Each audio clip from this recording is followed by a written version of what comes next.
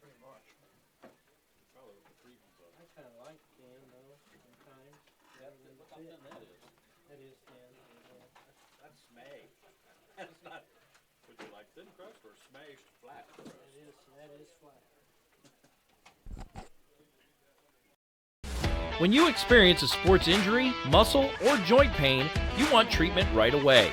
Parkview Ortho Express provides same-day orthopedic and sports injury care without referral or appointment, offering diagnostics, x-rays, the region's only body composition DEXA scan right inside of the Sport One Parkview Fieldhouse. Walk in Monday through Thursday, 7 to 7, Friday, 7 to 5, and Saturday, 8 to noon. For more information, go to parkviewsportsmedicine.com/orthoexpress.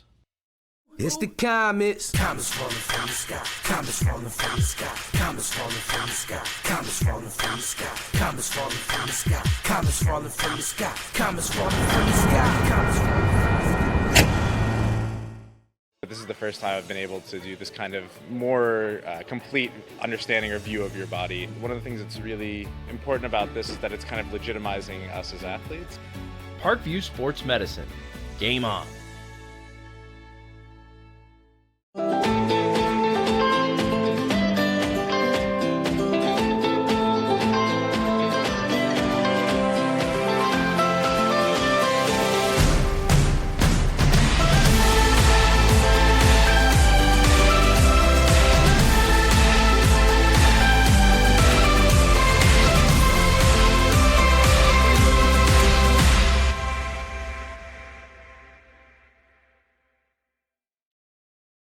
The Kelly Automotive Group is simple, transparent, reliable. Simple. Our customer specialists make buying a car easy and fun. Transparent. Our price listed is the best price. No hassle, no gimmicks. Reliable. Buy with confidence and peace of mind. We work hard to ensure the best value however you shop. Choose from over 60 vehicles under $10,000. Visit drivekelly.com. The Kelly Automotive Group. Simple, transparent, reliable.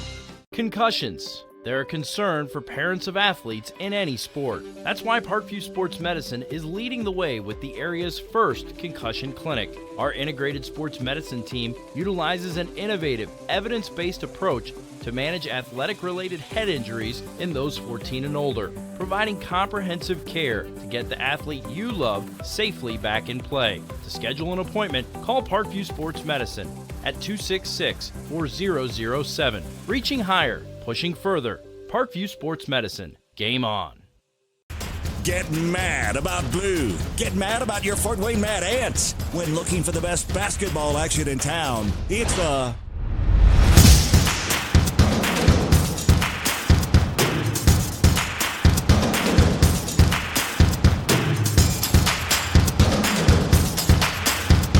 Go to FortWayneMadAnts.com for the complete game schedule. See your Fort Wayne Mad Ants in action.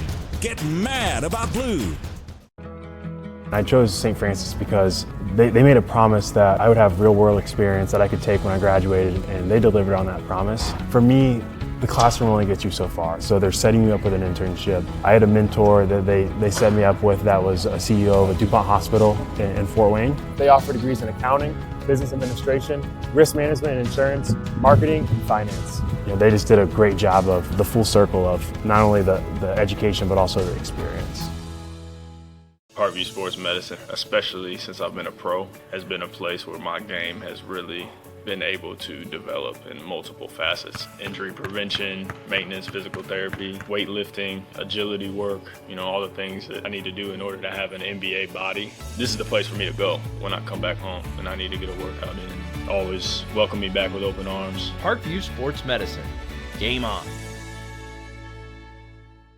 Both runners are running, play coming home. From the crucial plays to the highlight of the game to the victory celebration, we are there.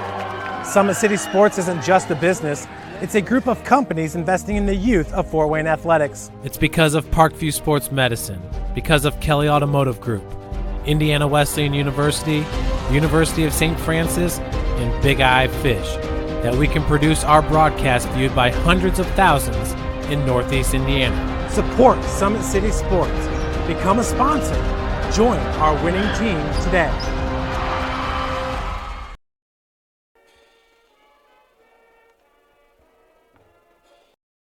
Parkview Sports Medicine is an integrated sports medicine team. I mean, I always had my family behind me, I always had my team behind me, but to have staff that wanted the best for me and to get me feeling better the quickest was really reassuring. Parkview Sports Medicine. Game on. The Kelly Automotive Group is simple, transparent, reliable. Simple. Our customer specialists make buying a car easy and fun. Transparent. Our price listed is the best price. No hassle, no gimmicks. Reliable. Buy with confidence and peace of mind. We work hard to ensure the best value however you shop. Choose from over 60 vehicles under $10,000. Visit drivekelly.com. The Kelly Automotive Group. Simple, transparent, reliable.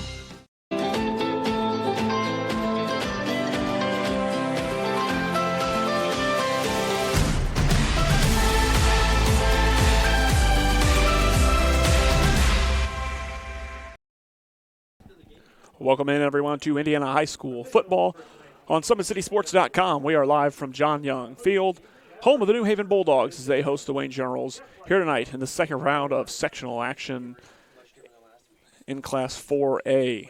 The Generals come into this game with an 8-2 record, runners-up in the Summit Athletic Conference. The New Haven Bulldogs come into this game sitting at 5-5 on the year. An interesting game here tonight here at the newly renovated field here at New Haven High School. Beautiful press box, beautiful facility, beautiful turf field. So that's something obviously that is going to be something that could possibly play in the favor of New Haven. There's not a lot of turf around the SAC, but at the same time, if the water and the rain from today doesn't play a big role, the Wayne Generals could be very, very fast on this turf.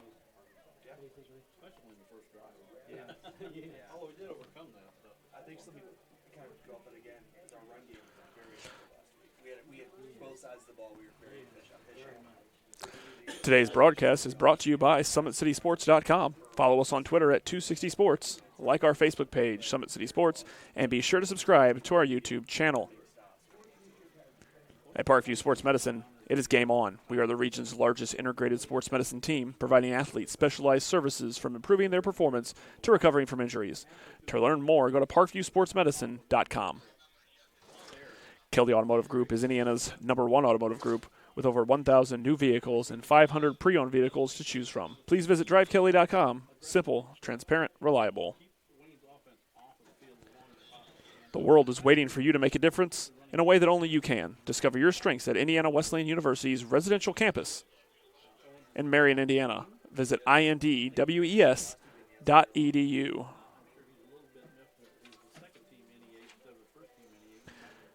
Big Eyed Fish has been around the Northeast Indiana area for generations. Like their Facebook pages for updated promotions. Enjoy the best fish in Fort Wayne in a family-friendly environment at Big Eyed Fish.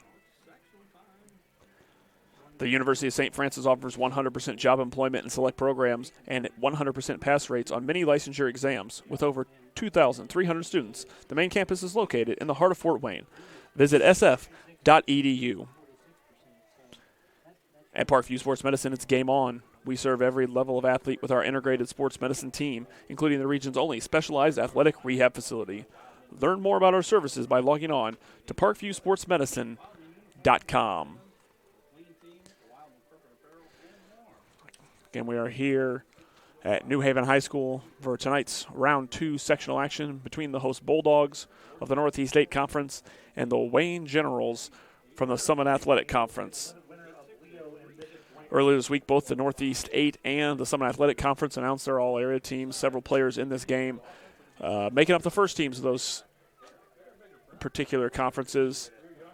Tim Jordan, the New Haven quarterback, first team All-NE8 at quarterback. Quite an impressive earn of an honor there for Tim Jordan in a conference with quarterbacks A.J. Restivo, who was second team, Bailey Parker, who was third team at quarterback.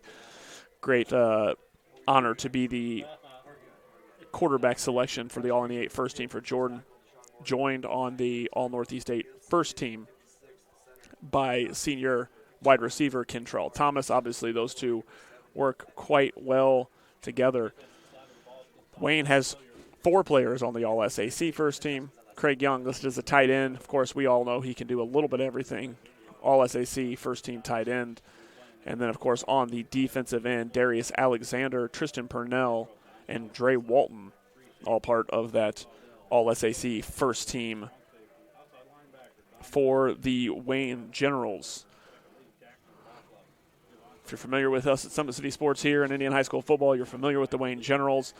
Featured weekly here Friday nights throughout the Summit Athletic Conference season. And this Wayne team has had a fantastic year, 8-2, led by senior quarterback Brandon Young. 78 of 148 passing the ball this year, 1,321 yards. Has really upped his game in his senior season, feeling comfortable. He's joined in the backfield by a pair of great power backs. Keyshawn Fields, 754 rushing yards on the season. He's a junior. And senior Devonair Kelsaw, 337 rushing yards on the year. Young's got plenty of targets. Put that ball, too. He's got 3 targets who have double-digit receptions on the year, Fields being one of them, 11 catches for 159 yards. Of course, Cameron Chambers, 12 receptions on the year, 234 yards. And his favorite target, Craig Young, 31 receptions, 623 yards. That's good enough for 20 yards per reception, 12 touchdowns on the year. Young with a season-long score of 90 yards. And Craig Young is just phenomenal. If you are a New Haven fan who's not as familiar with Wayne High School and with this team, and you might be seeing a little bit of Craig Young for the first time tonight, I'm telling you now, the kid has breakaway speed. If Craig Young gets to the outside, he's dangerous. A lot of fun to watch the Ohio State commit. And he's made a major difference this year. Last year, there was some criticism towards Wayne that maybe they didn't get Craig Young involved in the right ways. They didn't get Craig Young involved correctly or enough. Well, I think you have to put that to bed this year with those 31 receptions a game for Craig Young. On the defensive end, the Generals are led by Tristan Purnell and Darius Alexander, those seniors who made All-SAC first team. Purnell, 101 tackles on the year, 50 solo tackles, 51 assists. Darius Alexander, he's got 37 of each, 37 solo, 37 assisted. The big number for Darius Alexander, the fleet-footed big man, 19 and a half tackles for loss on the year. He's got 9 sacks. Another senior, number 41, Xavier Ellington, has 10 sacks. This team gets into the backfield, and they do it in a hurry with a lot of big guys who are very fleet of foot, as I mentioned, and a little bit deceptive in that way. Dre Walton's their guy in the defensive backfield. 4 interceptions on the year to lead this defense. For New Haven, it's Tim Jordan, that all-NE8 first-team quarterback. 128 completions on the year, just over 1,600 yards for Jordan, has done great. The rushing game has been a little different for this New Haven Bulldog team this year. Stephen Owens, their star back from a year ago, injured the first game of the season, his first run of the season actually, and missed several games. So this team had to make some adjustments. Tim Jordan's been forced to run a little bit. They've also gone to Terrion Folks quite a bit. Folks has run for a couple hundred yards this year, and Owens has been strong since coming back, but we have yet to see him really in the form that we are used to seeing him in. Their top receiver, Kentrell Thomas, has been fantastic again, all-SAC, or rather all Northeast 8 first-team player. He averages 16.5 yards per catch for the Bulldogs. And Nick Sexton, another senior right there, 489 receiving yards on the year. Both of those guys have 33 receptions, favorite targets of Tim Jordan and this New Haven offense. On the defensive end of the ball, New Haven is led by DeAndre Wright, sophomore. He has 68 tackles on the year, 7 for a loss to lead the defense. Then you have Javante Jones with 44 tackles on the season, and Deshaun Morgan with 40 to lead the New Haven Bulldog defense. The clock is ticking down. We're a minute away from game time according to the scoreboard, but we have yet to have the New Haven Bulldogs join us on the field, so I have a feeling that it's going to take a little bit longer than that to get going here as the Bulldogs now come out in front of their home crowd here in Northeast Indiana. Big night of high school football, of course. If you're an SAC fan, the rematch is what you've wanted to see since the sectional draw was announced. Wayne and Bishop Dwenger, that was a very intriguing game going into week one. Was this the year that this Wayne team was going to make waves? Bishop Dwenger shut them down 22-0 in the heavy, heavy rain and wetness in week one. For them to meet again, they both have to win tonight against Northeast 8 foes. Of course, Wayne here at New Haven, and Bishop Dwenger, who will be taking on the Leo Lions tonight at Bishop Luers High School. Bishop Dwenger's home field is on their stadium, unavailable because Concordia, who also plays their home games, is playing there tonight. So Dwenger had to shop around. They've played at various places in the past, including the University of St. Francis. Settled on the Knights Field over there at Bishop Luers. So Dwenger and Leo on the other side of this sectional. The winner of that game will face the winner of this game next week for a sectional title. And what we expect to be an exciting game no matter which way we go. Of course, all these teams crossing over in the conferences this week in the semifinals definitely present a different challenge for each other than they're used to seeing. So definitely makes it very intriguing for these matchups. Can the New Haven Bulldogs handle the speed of the Wayne Generals? It is not currently raining, but it is very wet, and we have seen the Wayne Generals have some issues in the rain this year, throughout the year. So we will see how that goes as we get closer to game time here. The captains come out here to meet before we kick off tonight here at New Haven High School. Right on that big Bulldog head, the beautiful new turf. If you haven't had a chance to see these new East Allen County School fields, New Haven out at Leo, Woodland, Heritage, all with tremendous upgrades to their football facilities. And out here at New Haven, upgrades continuing to their entire school. This makes it a little tricky sometimes to get into New Haven, but the field looks nice. The facilities are going to look nice inside New Haven High School. So New Haven will win the toss. And we will get ready to go here in this semifinal matchup.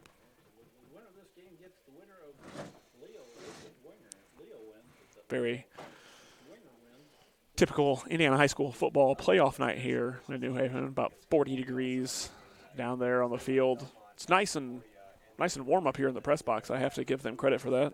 Haven't been in a lot of heated press box this year, but very nice facility here at New Haven.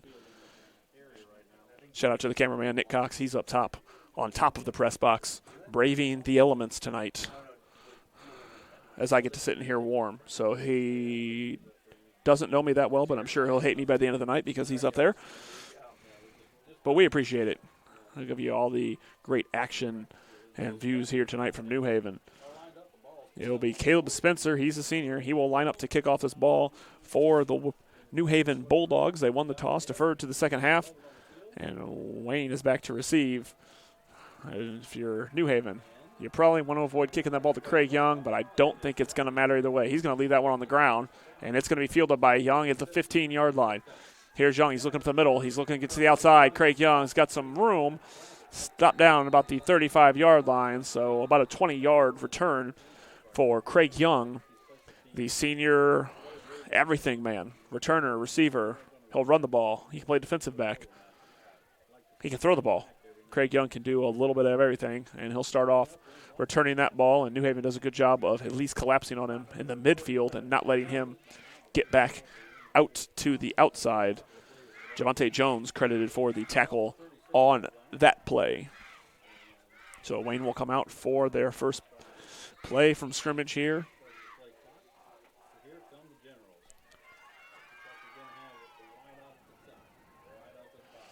Too wide here for Wayne. Young under center. He'll take that ball. He'll fake the handoff. He's going to look across the middle there, out of the hands of Craig Young. And we have a flag here on the near side of the field. So that was a great job there by the New Haven defense to get a body on Craig Young after that ball popped out of him. But if he wasn't paying as much attention to Craig Young, may have had a chance to pick it off. That will be an ineligible receiver against the Wayne Generals. So here's where we go into a situation of making sure that we stay poised.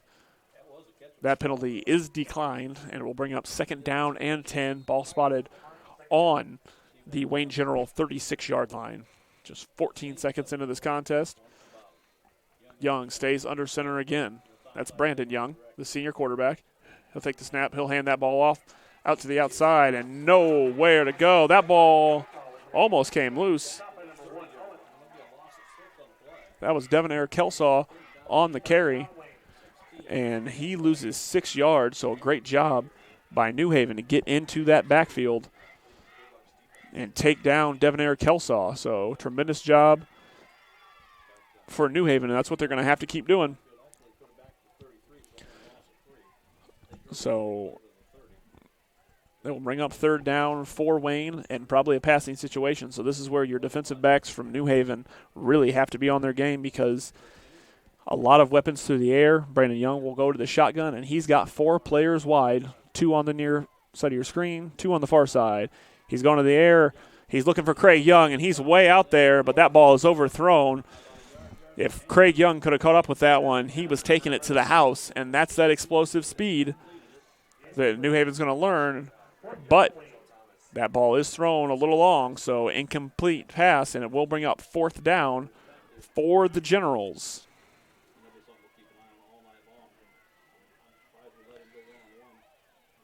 So it'll be Jose Sotero back to kick this ball, the junior, number 57. It's a fairly good punt. Will be fielded there at about the 35, and he'll be stopped very short after about a 4-yard gain. That's Kentrell Thomas, the senior. First team all Northeast State wide receiver, the leading receiver for this New Haven team. So he doesn't get much of a gain, but sets up in good field position at the 38-yard line to start the first New Haven drive of this game. The Bulldogs looking to strike first and as quickly as they can tonight. 3 lined up to the left side here for New Haven. Jordan in the shotgun. So I'm going to take a look there now. Jordan readies again. Jordan will take it. He'll hand that ball off up to about the 40, up across the 40, near the 44. That was Steven Owens, the senior. Very dangerous running back. And if he can get going, that's good news for New Haven in this game. Like I said, missed the several games early in the season due to an injury. This New Haven team expected to compete in the Northeast State ended up at 4-5 in the regular season. 5-5 with a win last week in the first round of sectional play. Jordan's going to check the sideline. He's back in the shotgun again. Jordan, he'll take it. There's the handoff to Owens, and he's going to get out across the 45-yard line to about the 46. So he'll gain about 3 yards, and they will bring up 3rd down for New Haven here in the first quarter. Big thing for New Haven, if they can get this run game going, it will keep the clock running. It will keep the Wayne offense off the field. And the less you have to contain that Wayne offense, the better you are, no matter who you are, whether you're New Haven or anybody else. You want to limit the time that Wayne's offense can be on this field. Here's Jordan in the shotgun again, 3rd and about 3. And we're going to have flags go there, so we got to jump. And it looks like it will be against New Haven. So a little bit of a herder there because now instead of a 3 and 3rd and 3, we're going to go to about 3 and 3rd and 7 or 8 and possibly have to go to the air here if you're Tim Jordan and the New Haven Bulldogs.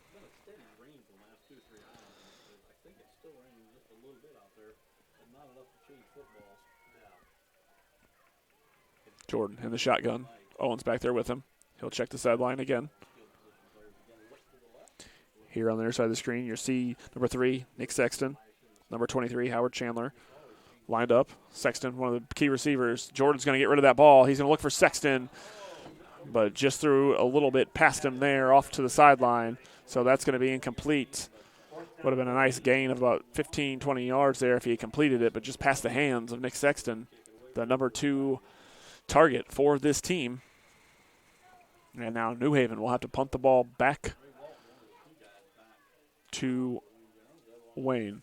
Dre Walton, Devonair Kelsaw will be back to receive this punt for the Generals. It's Kelsaw on the near side of your screen. Dre Walton on the far side of your screen. Good punt. High in the air. Walton's going to call for the fair catch at about the 31-yard line there. So great job to make the fair catch call there from Dre Walton, because the New Haven kickoff team was coming at you quick there. And so Wayne will have their second chance here on offense. Just under 9 minutes to play here in the first quarter. This is Indiana High School football on SummitCitySports.com. It's week 2 of sectional action here in Class 4A. 6 classes in Indiana High School football.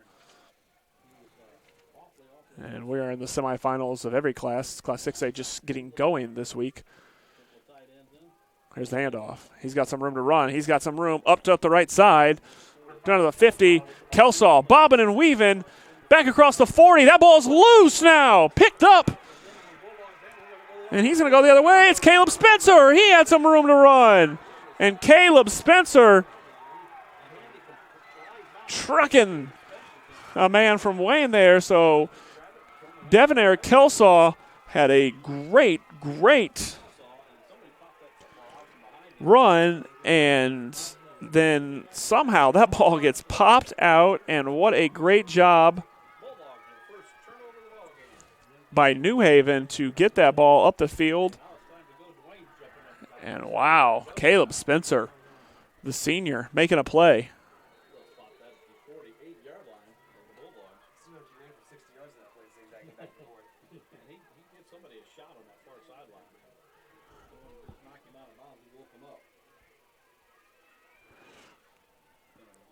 He's gained about 2 yards there for Owens. So what a great job there for Wayne, or for New Haven rather there, and Spencer there. Let's take a quick look there. Coming back, look at the hit he lays on. Oh, we didn't get that, sorry. Come back to action here. We'll get back to that in a second. The best part of that entire fumble recovery may have been Spencer's hit he laid down on Brandon Young as Brandon Young tried to tackle him. There's Owens, and he's going to be stopped in the backfield. Darius Alexander gets to him. And the backfield joined by Montrell Martin. Let's try that again on that replay. The hit that Spencer lays right here on Brandon Young. Right on the sideline.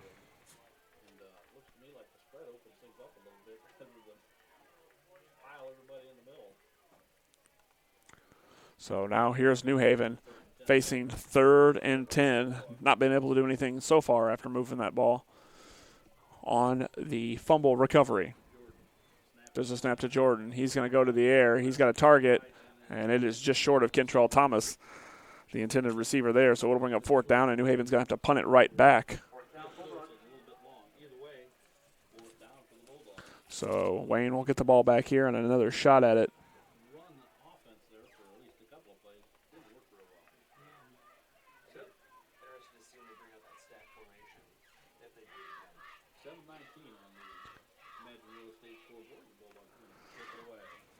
So here we go for the kick. Wayne looking to get some field position here. That ball is straight up. And that will be down there at about the 31-yard line. So Wayne will start from about the same position they started last time after the punt. Get up to the minute information from state championship events by following the IHSAA on Twitter. So we'll see what Wayne can do here on their now 3rd attempt. Devonair Kelso had a great run going that last time, bobbing and weaving up the field before that ball got popped out by somebody. That's why we talk about these wet field conditions. Again, not as wet as it has been some weeks, but it is still wet. And so that ball just got knocked loose and popped right on out.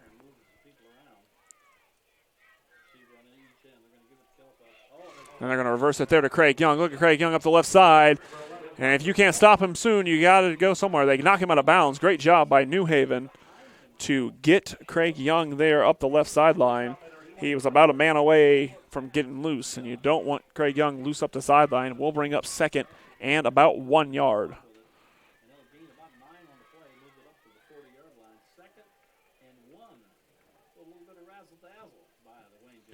Wayne has a little bit of everything in their playbook. Brandon Young, he'll come under center again. Young will take the snap. He's going to look to go to the air. He's got a man wide open. Nobody on him. To the house, to Chambers, and touchdown, Wayne Generals. I'm not sure exactly what happened there or what got blown, but Chambers wide open. Let's take another look here. And look at him, nobody on him, wide open. Chambers to the house for a touchdown, and Wayne's offense can strike very, very quickly if you make a mistake. And so here we are on Sotero in to kick the extra point for the Generals.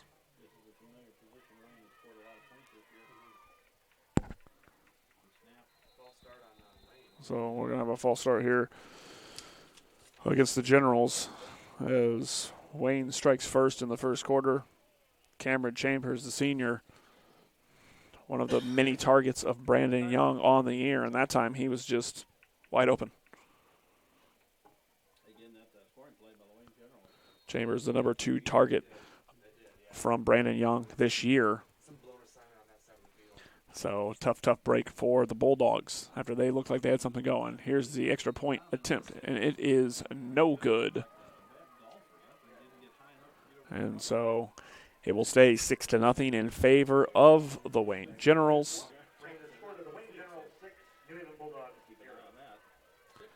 And we will take a very quick break, and we'll be back with you. Indiana High School football on SummitCitySports.com. There's a running play coming home. From the crucial plays to the highlight of the game to the victory celebration, we are there. Summit City Sports isn't just a business. It's a group of companies investing in the youth of Fort Wayne athletics. It's because of Parkview Sports Medicine, because of Kelly Automotive Group, Indiana Wesleyan University, University of St. Francis, and Big Eye Fish, that we can produce our broadcast viewed by hundreds of thousands in Northeast Indiana. Support Summit City Sports. Become a sponsor. Join our winning team today. Welcome back to Indiana High School football at New Haven High School. Class 4A sectional semifinal action here. The Wayne Generals have just taken a 6-0 lead on a touchdown reception by Cameron Chambers from Brandon Young. Nobody guarded him, so made it pretty easy.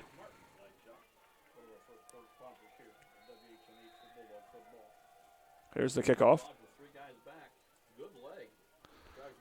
He's going to go down to about the 2-yard line. He's going to bring that ball out, and he's got some speed up past the 30-yard line before taken down hard. That was Eric Winborn on the tackle, but a great return coming from Folks there, from Terrion Folks.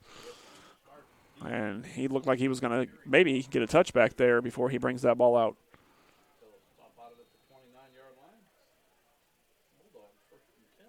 First and 10 now from New Haven. They will start their 4th drive of this game, trying to avoid having to punt this ball away.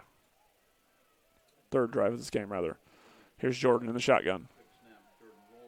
He's trying to get rid of it, and he can't quite get to Kentrell Thomas, who was highly covered anyway, so not exactly the best place to place that ball.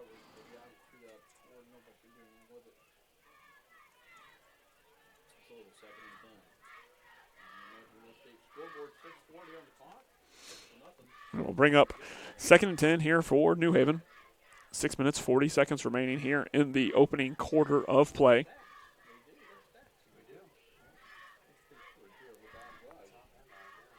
Jordan will check the sideline again here. Kentrell Thomas on the far side of the screen, number 4, a favorite target of Tim Jordan. He's going to the air. He's going to have to get rid of that one because they were all over him. And that one is going to be out and incomplete. He had some big Wayne Generals coming at him. Darius Alexander, Xavier Ellington. And you don't want to see those guys coming at you if you're a quarterback. So Jordan gets rid of that ball. It'll bring up 3rd and 10 now for New Haven.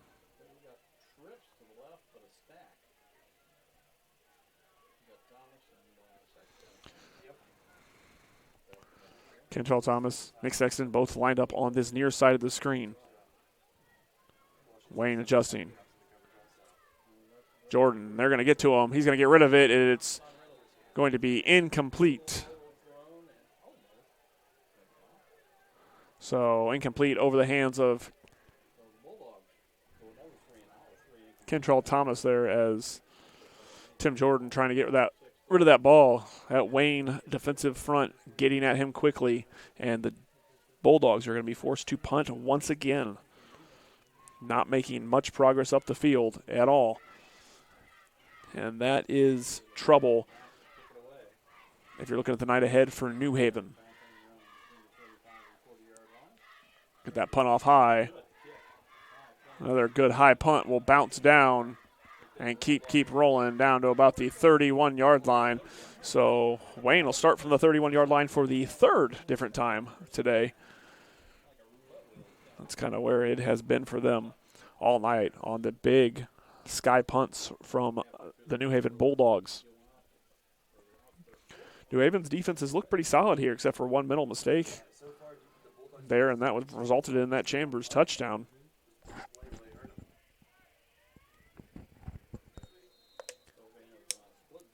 Now we're going to have Brandon Young in the shotgun. He's got 2 backs there with him. He'll fake that handoff one way, and he'll go out to the right side. That's Kelsaw. He'll cut up back towards the middle again. Devonair Kelsaw fighting for yardage will be stopped at about the 49-yard line. 44-yard line, rather. So good run there from Devonair Kelsaw, who's been dangerous on the field. Had a great run earlier and then ended up fumbling that ball. So great run there for Kelsaw. 3 wide here for Wayne, split backfield. He'll hand that ball off this time to Keyshawn Fields. He'll look up the left side, and he'll get out past the 45, gain of about 2 yards on the play for Keyshawn Fields. And on the tackle there, that's number 59, Deshaun Morgan, the junior lineman.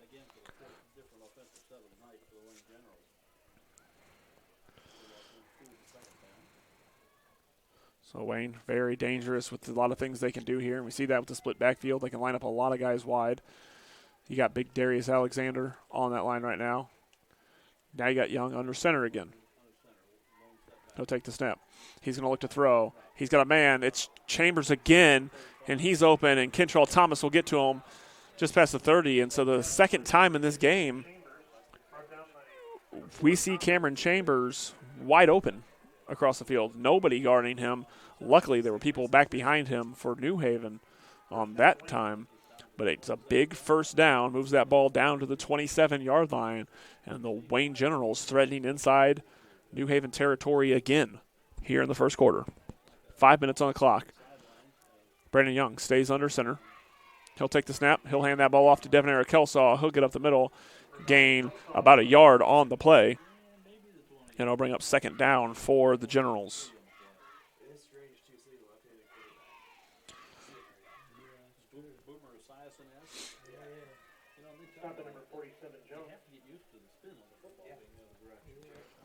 Second down and 7 is what they will call it. So a 3-yard gain there. Young under center. He'll take it. He's going to go to the air. Here comes New Haven after him. He'll get rid of that ball. It's going to be incomplete up the left side of the field. That was intended for Chambers. Will go through his arms. And it'll bring up 3rd down and 7 now for the Generals. On the other side of this sectional bracket, Bishop Dwenger and Leo, that game already in the second quarter of play. Bishop Dwenger leading the Leo Lions 6-0. So that's an interesting score there. If Leo can hold this Dwenger team to low-scoring points, the Leo Lions are capable of putting up some good points. Here's a snap. He'll hand that ball off to Fields. Fields up the left side. He's got the first down and more. Keyshawn Fields, he'll get all the way down to about the 4-yard line. So a good run to get up a first and goal play. If you're Wayne, this is a team that goes for touchdowns more often than not. They do not have the strongest kicking game, as we saw in the missed extra point earlier. So they will try to score. And the last thing you want to do is let them get that close. So first down and goal from the 4-yard line here for Wayne.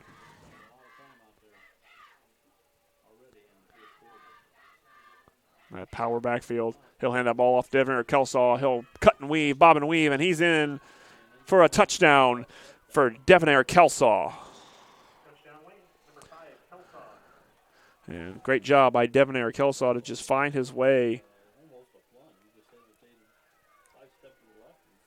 through the defensive front.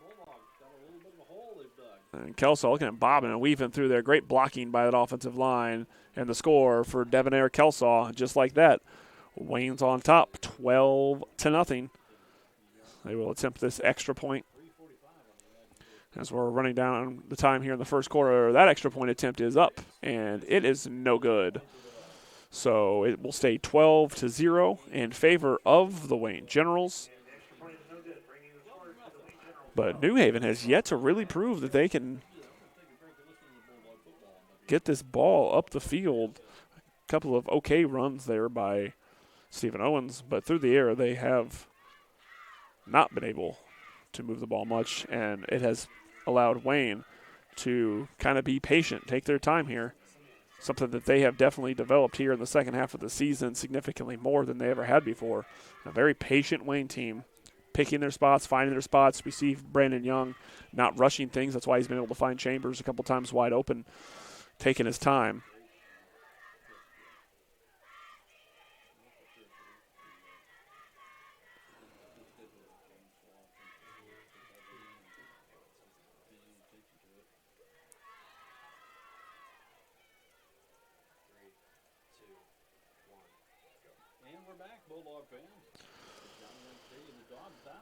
So here is Wayne to kick off here. 3:45 to play in the first quarter here at New Haven High School. That ball's going to be fielded at about the 20-yard line. He's going to get out to about the 27 before he's brought down.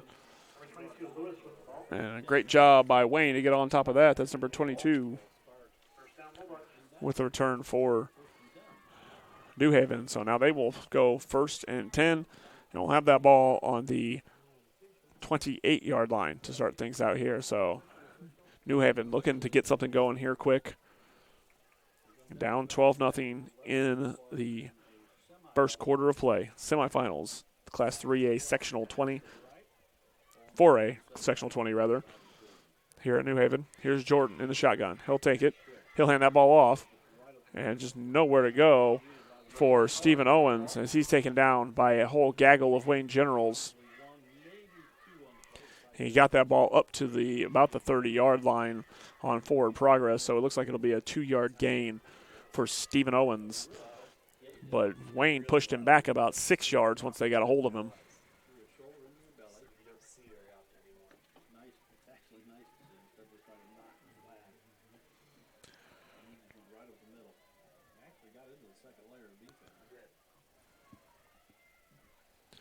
Jordan now in the shotgun again. He's got Stephen Owens back there with him. See, 3 wide for the Bulldogs here on the near side of your screen.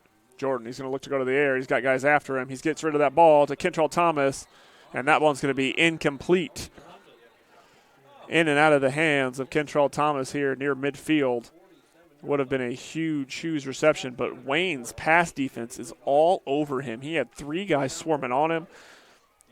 Part of you can't blame the fact that he couldn't hold on to that ball. He had 3 guys running at him, so great job by the Wayne defense there to swarm on Kentrell Thomas, and it brings up 3rd down and 8 for the Bulldogs, trying to avoid having to punt this ball away again.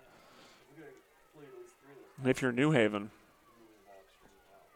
got the receivers stacked on both sides. Jordan is going to the air. He's got a receiver up on the other side, and that one's going to be ruled incomplete as well. Up on the right side of the field, That pass intended for number 22, Najee Fields-Lewis. And so now the Bulldogs forced to punt this ball away yet again. Here's an interesting score for you from Class 3A. At the end of the first quarter, the Concordia Cadets 7, the Belmont Braves 7. Belmont of the Northeast State just picked up their first win of the season last week. And they're right there with Concordia in the first quarter of action. So that's an interesting one. So there's the kick. Kelsaw's going to field that ball. It'll be knocked down there at about the 35-yard line. Not really sure why Devonair Kelsaw decided not to fair catch that one. Kind of danger there. Howard Chandler in on the coverage for New Haven.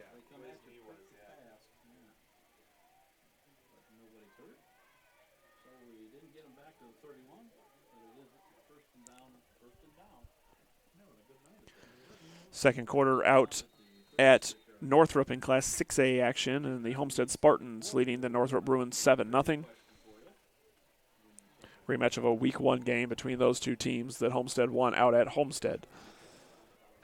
Here's Young. He's under center. He's going to hand that one off. It's Keyshawn Fields. He's looking for room up the left side. He's found it. Found a couple holes. There's Keyshawn Fields in midfield.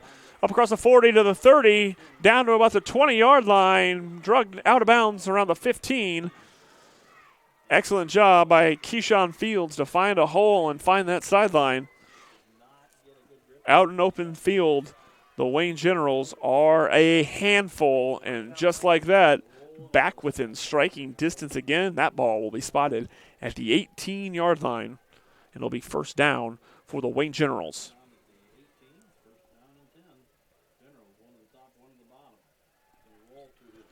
Young, he's got a man. It's Chambers. That ball out of his hands there near the 10-yard line. So Chambers has been the favorite target of Young tonight. He's been left open a couple of times dangerously. He'll bring up 2nd and 10, ball on the 18-yard line for the Wayne Generals.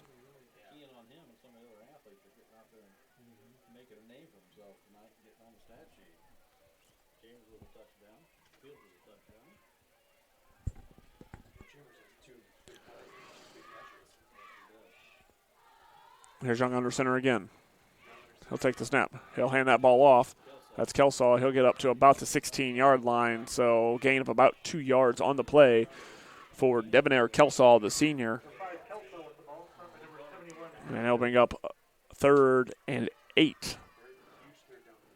So this is a big opportunity for Wayne and a big opportunity for New Haven as well. Going to stop here, and you force Wayne to probably go for it on 4th down.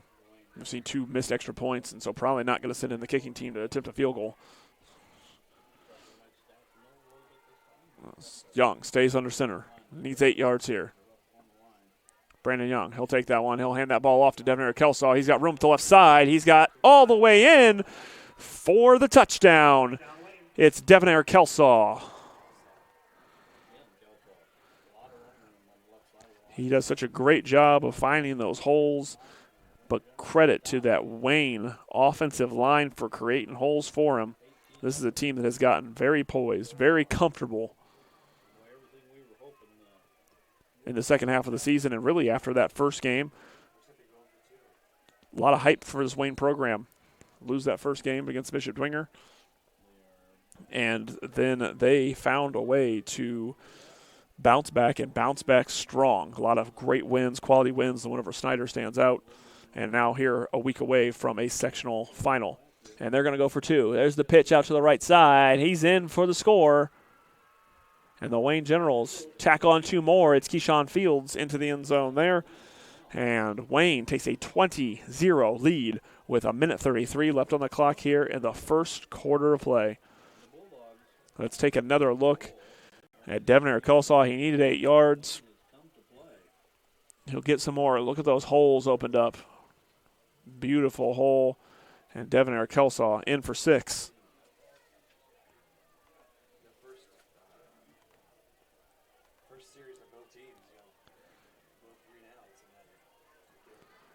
So big plays have gotten Wayne down the field on each of these scores. And so it's big field plays on the ground that have really gotten them into position. They haven't gone to the air a ton. Of course, that one scoring play.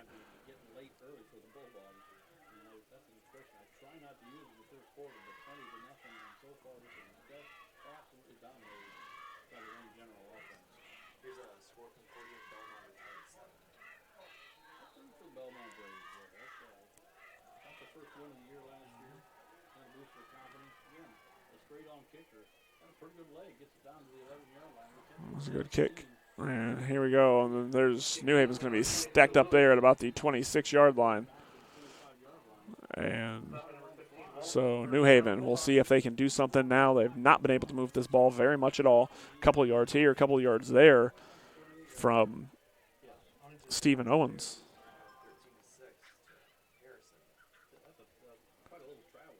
So now New Haven needing to get something going. You definitely don't want to give the ball back to Wayne down 3 scores this early. Would like to work the boy down the field. Here's Tim Jordan in the shotgun. He'll take the snap. He will keep it there on his own there, and he is actually going to be stopped for about a 3-yard loss. So that Wayne defense getting to him very well there. Sean Wiedemann there in on the tackle, senior linebacker.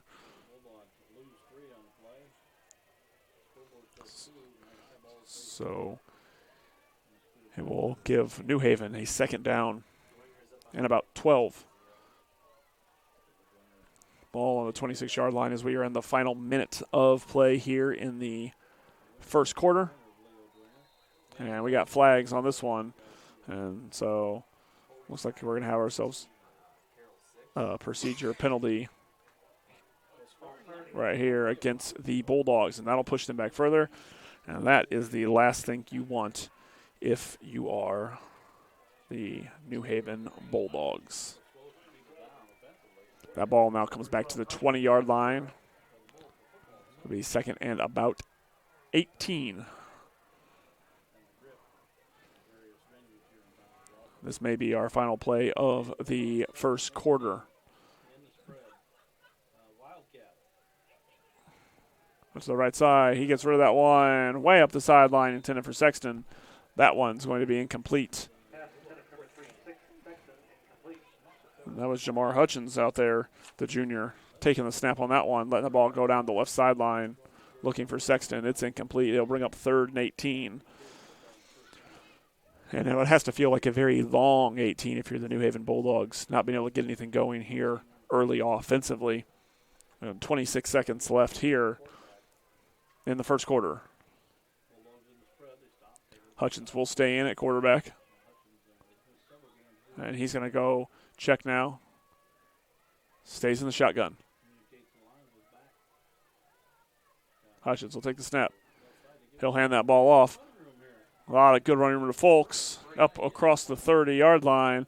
So he'll get it past the original line of scrimmage. But that's about it, and it will bring up 4th down. So the best offensive play of the game for the New Haven Bulldogs comes from Terrion Folks there. It would have been a great play had they not lost yardage on the procedure penalty. So that'll take us to the end of the first quarter of play. The Wayne Generals are leading the New Haven Bulldogs 20-0, and we will take a break and be back with you. This is Indiana High School football on SummitCitySports.com. Kelly Automotive Group is simple, transparent, reliable. Simple. Our customer specialists make buying a car easy and fun. Transparent. Our price listed is the best price. No hassle, no gimmicks. Reliable. Buy with confidence and peace of mind. We work hard to ensure the best value however you shop. Choose from over 60 vehicles under $10,000. Visit drivekelly.com. The Kelly Automotive Group. Simple, transparent, reliable. Both runners are running. Play coming home. From the crucial plays to the highlight of the game to the victory celebration, we are there. Summit City Sports isn't just a business. It's a group of companies investing in the youth of Fort Wayne athletics. It's because of Parkview Sports Medicine, because of Kelly Automotive Group, Indiana Wesleyan University, University of St. Francis, and Big Eye Fish, that we can produce our broadcast viewed by back with you from New Haven High School, and missed a little bit of a kickoff there, but a fair catch will be called at about the 40-yard line for Wayne. Dre Walton there on the fair catch. And we'll put Wayne in good field position as we get ready to go here at the start of the second quarter. 11:55 officially left. That ball is going to be spotted at the 42-yard line of the Generals. So a shorter field than they've had. They've been able to make the longer fields work. So excellent opportunity for the Wayne Generals.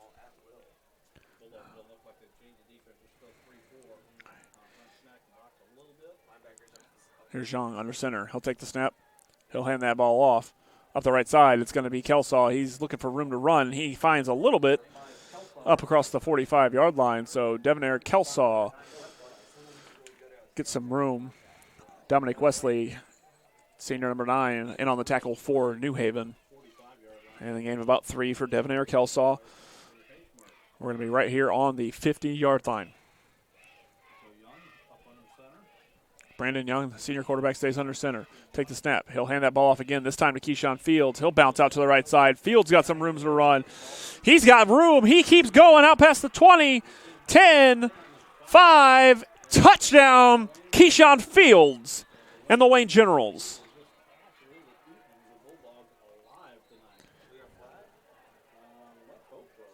And so we are going to get a hold on the Wayne Generals. And what a great, great run from Keyshawn Fields.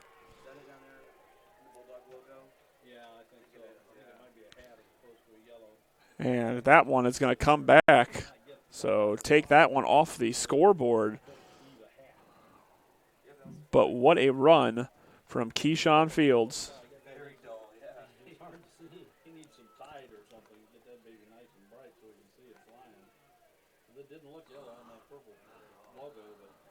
I'm not sure here if we can see where the hold was. Well, what a great play from Keyshawn Fields. Credit to him, even if that one comes back for the hold.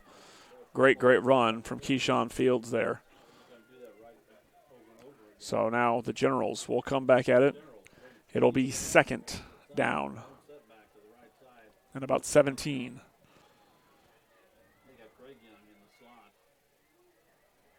Back. Young, he's going to look. He's going to go deep to the right side. That one is picked off. What a great interception.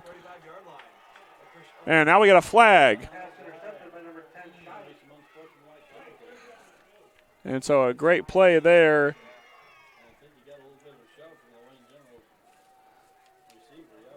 And not sure what the call will be there.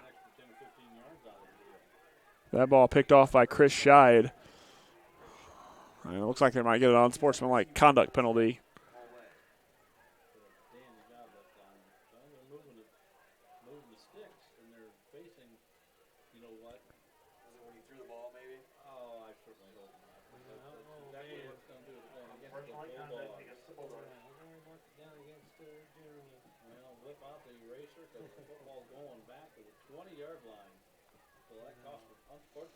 So that unsportsmanlike conduct now where it's finding out what was against New Haven.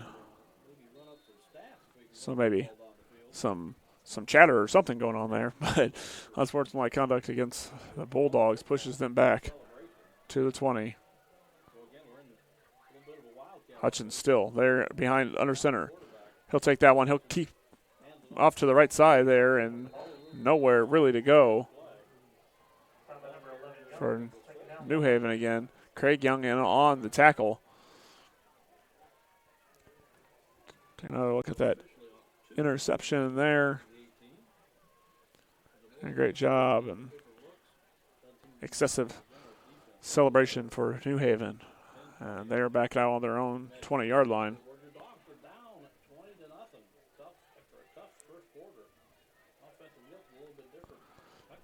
So here's New Haven. Hutchins under center. 10 minutes left in the second quarter. He'll take that one. He'll hand that one off. Owens up across the 20 near the 25-yard line. So one of the better gains of the day for the Bulldogs. See Stephen Owens gain about 5 yards, 4 yards on the play. Stop by leading Wayne General tackler Tristan Purnell.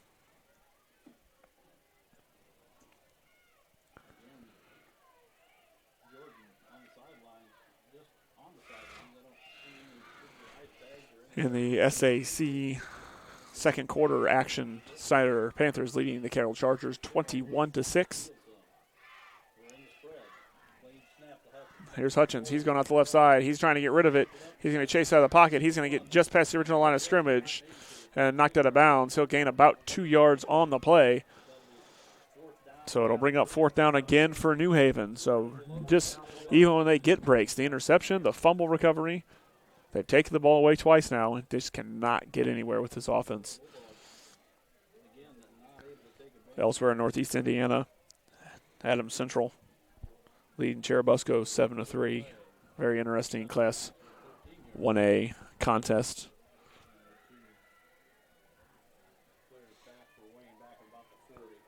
That punt's going to be up. And it's going to be fielded there at about the 42-yard line. Up the left side, it's Walton. He's going to get it up to about the 49-yard line. Dre Walton with about a 7 or 8 yard return. Not a big return, but he puts them in good position here. That ball's going to be on the Wayne 49-yard line. 9 minutes remaining here in the opening half of football. 20-0. The lead here for Wayne.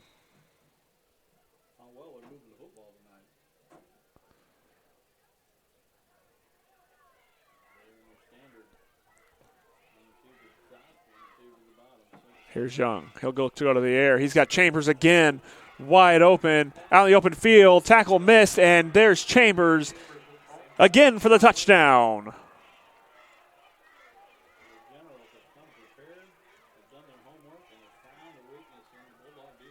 And just picking apart Young to Chambers again and again and again.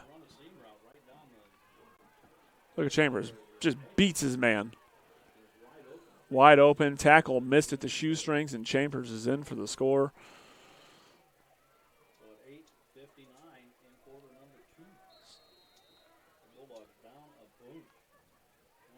49 yards to the house for Chambers from Young.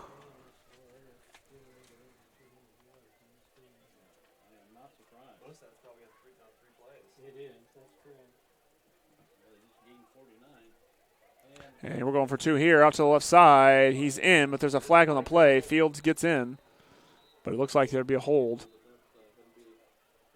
It will be a hold against the Wayne General, so that'll bring that two-point conversion back out for Wayne.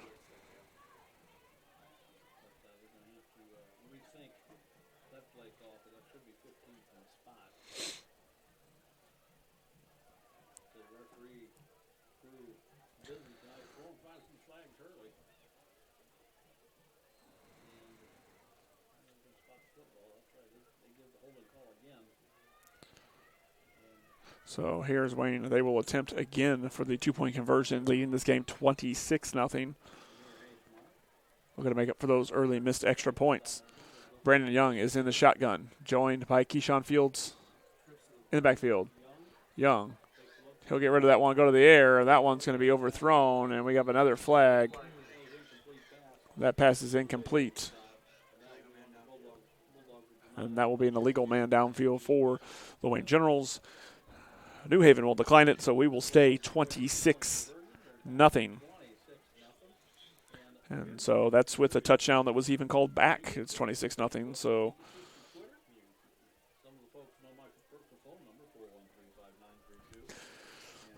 Wayne kind of having their way on these big plays. They haven't really had to grind it out. They're just going over the top or finding good seams on the ground. And so not a grinded out game, which is exactly what Wayne needed. They did not want to make this a grinded out game against this New Haven Bulldog team. And they have been very, very effective here in the first half of play.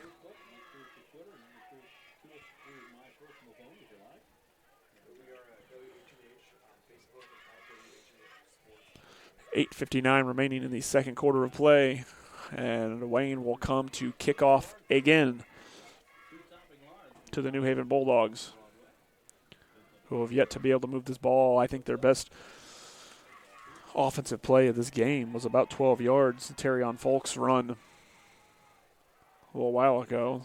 And other than that, they haven't been able to do much offensively. No success through the air, either from any 8 first-team quarterback Tim Jordan or from Jamar Hutchins, who has been in at quarterback the last couple of possessions for the Bulldogs. Sotero kick that ball off. It's going to be fielded about the 11-yard line there by Folks. He'll fumble around, and he'll be tackled at about the 18-yard line, so nowhere to go. And we got another flag in late. That's probably going to be a personal foul. And it's going to be a face mask against the Generals is what we're going to call. So a lot of flags flying here early. A lot of variety of flags flying here early. So that face mask penalty will benefit the Bulldogs after not much of a return. Let's see if they can do anything with it. 8:54 remaining here in the opening half.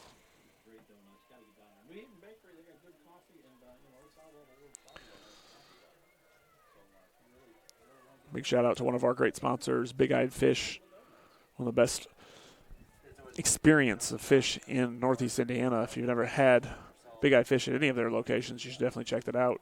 Check out their Facebook page. They got a lot of promotions on there. Big Eyed Fish, great sponsor here of Summit City Sports. Here's the handoff inside. He'll gain about 2 yards, but no holes and nowhere to go for the New Haven Bulldogs and Stephen Owens.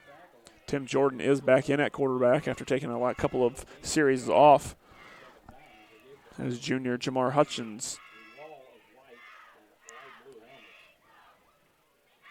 was the man in at quarterback for a couple of possessions. It will bring up 2nd and 10. No gain officially from Stephen Owens. Jordan in the shotgun. He'll take the snap. He's going to look to go to the air, and that one is going to be tipped. It's going to be incomplete. Intended for Jamar Hutchins, number 12. And now we're back to another 3rd down for the Bulldogs. No success through the air for Tim Jordan here tonight. This Wayne team just seems to be all over the field defensively. So a great job by the Wayne Generals stifling the All-Northeast 8 first-team quarterback in Jordan here. 3rd and 10. 8:10 on the game clock. Play clock under 10. Jordan will take the snap. He's going to go through the air again. Looking for a play. He's got a man. They're about the 30-yard line. It'll be Stephen Owens, so a gain of about 5 yards. So we have a complete pass. So that's something for New Haven. But it'll bring up 4th down and force the Bulldogs to punt yet again. So finally get something through the air, but unfortunately it's only a 5-yard gain.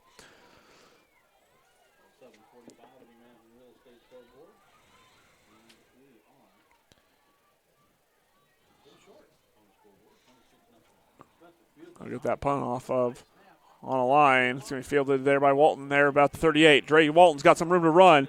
He's got blockers, and he's fast, and we got a big flag, but there's a block, and Dre Walton into the end zone, but they are waving it off, so it's going to come back because of that flag. So great speed by Dre Walton out to the outside, and we're going to get a block in the back against the Wayne Generals. So they will bring that ball all the way back towards midfield. So great return there.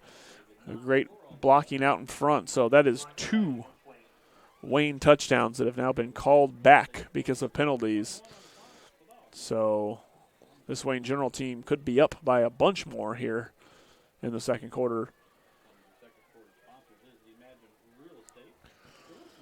But this one will come back. Make sure you check out SummitCitySports.com.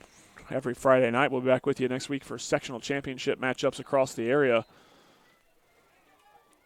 We know in Class 6A there will be 2 SAC teams. We don't know who yet. Snyder and Homestead leading those respective games in Class 6A. Possibly an SAC matchup in 4A if Wayne and Bishop Dwenger can hold their leads. And then, of course, in 3A, a possible SAC matchup between Bishop Luers and Concordia. So could have 3 SAC matchups for sectional titles next week.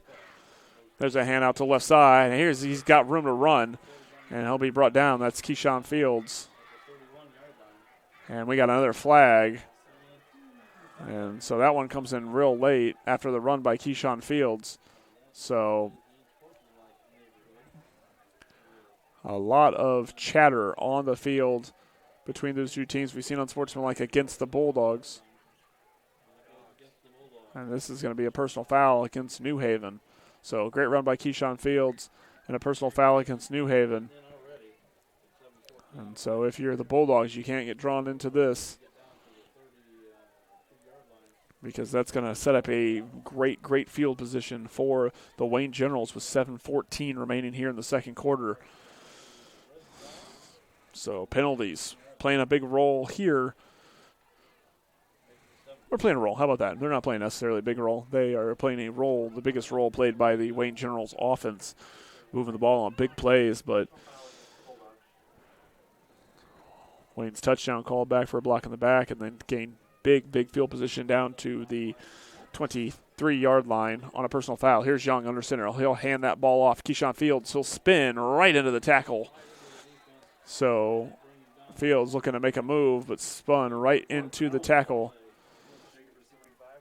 That's number 75. That's Alvante Gaines, the senior, rather, on the tackle. He's got plenty of varsity experience, third-year varsity player. And a big hit for Gaines to stop Keyshawn Fields. Brandon Young stays under center. There's Young. He'll take the hand. He'll give the hand off there. Again, up to about the 20-yard line is Fields. So a gain of about 2.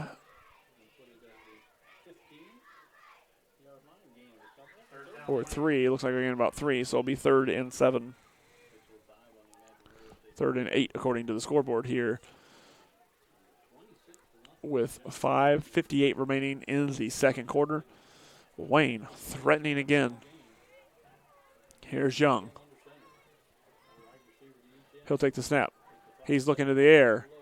Looking where to go. Across the middle. He's got a man. Ink picked off. And out towards the left side. It's Fields Lewis. We'll get out to the outside. So a great job. Beautiful play by Fields Lewis.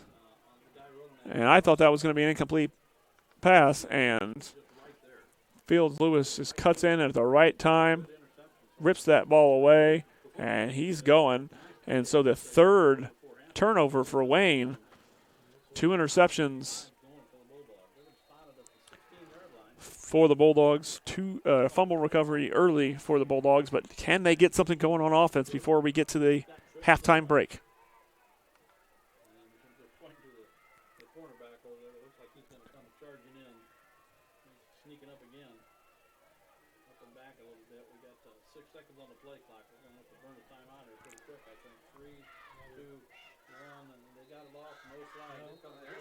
So there's going to be a flag.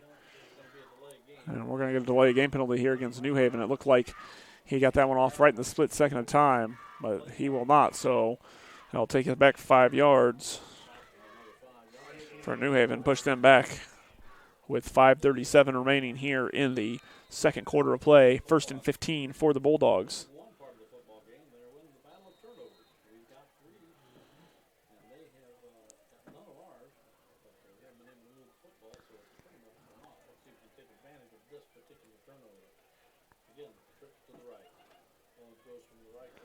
Here's Jordan. He's going to go to the air. He's got a man of touch-ins. That one is going to be picked off by Dre Walton, and he's going to look to get up the right sideline, and Dre Walton will pick one off and keep fighting.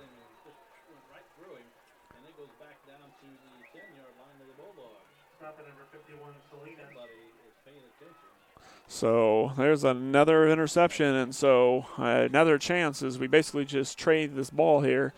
And Wayne will take back over with another chance to score.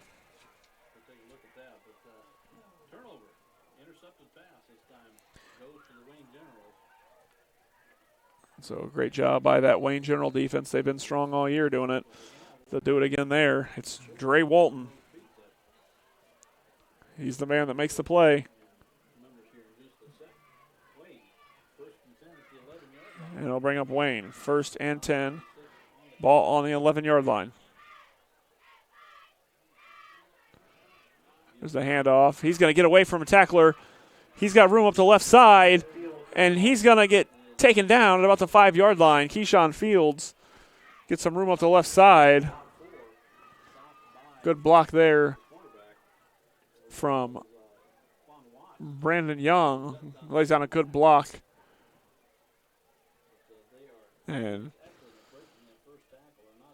great job by Keyshawn Fields out to the left side. It will bring up 2nd and goal, 2nd and 3, mind you, from about the 4-yard line. So still a chance at another first down for Wayne here if they can get it down to the 1.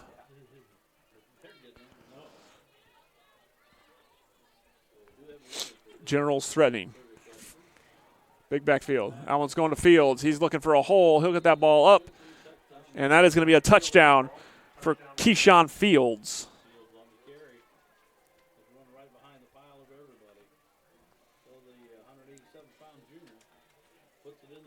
So Keyshawn Fields just finds the hole here.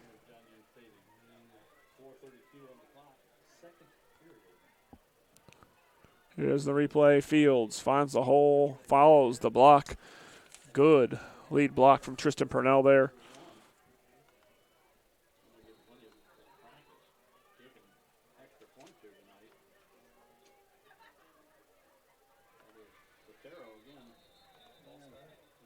And so we're going to have a false start again on this play. So let's take it back here and move it back 5 yards, and we'll see if we still want to try to kick the extra point or we're going for 2 now. Sotero hasn't been successful from 5 yards up from where he's at right now, so it looks like we're going to try it again here. The extra point, up 32-0. Sotero's got a good leg. That one's going to be blocked by New Haven, and so nothing going. We will stay 32-0.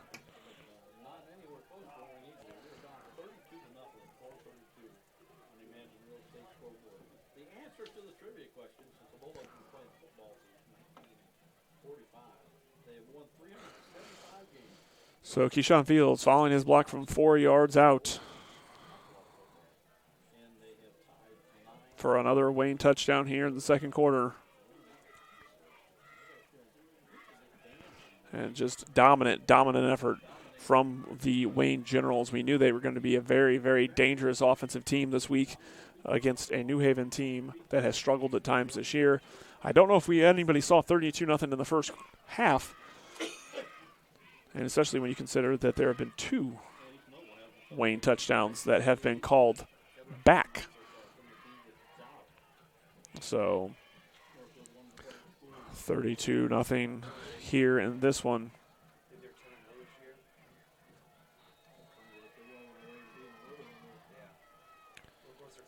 And now Wayne will kick off yet again. That was fielded about the 10-yard line, up to about the 30.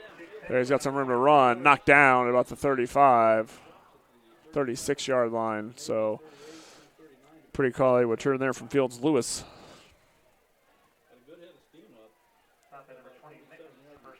So now New Haven will take over. Decent field position. That ball's going to be spotted on the 37.5, 38-yard line.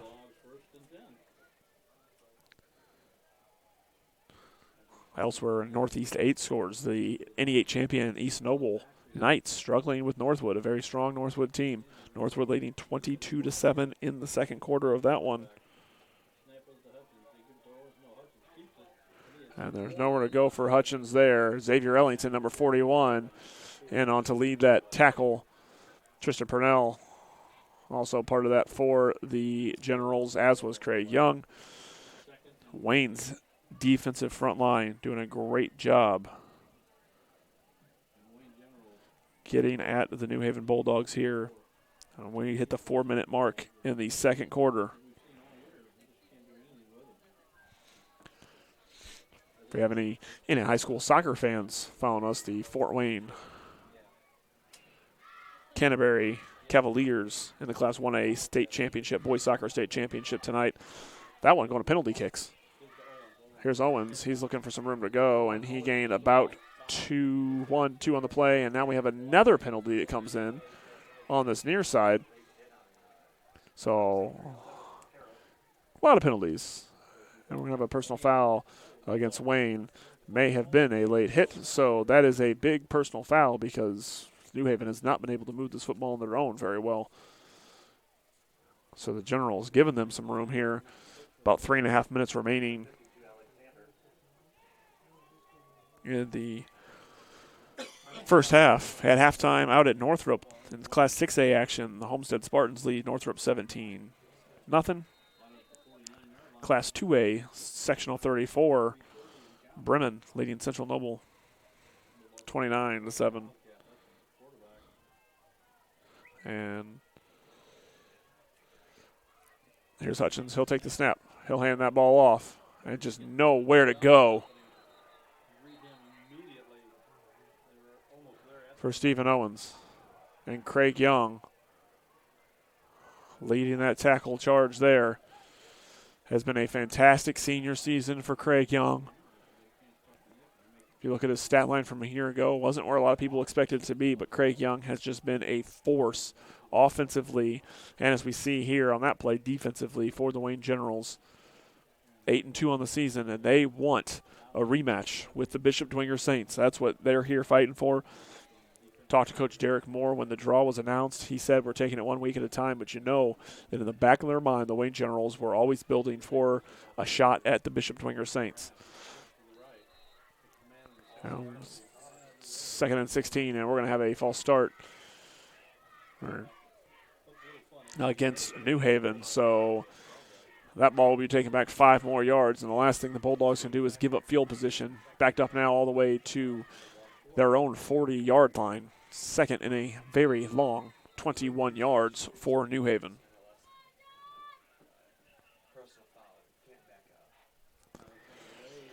So now Hutchins, he'll stay in the shotgun.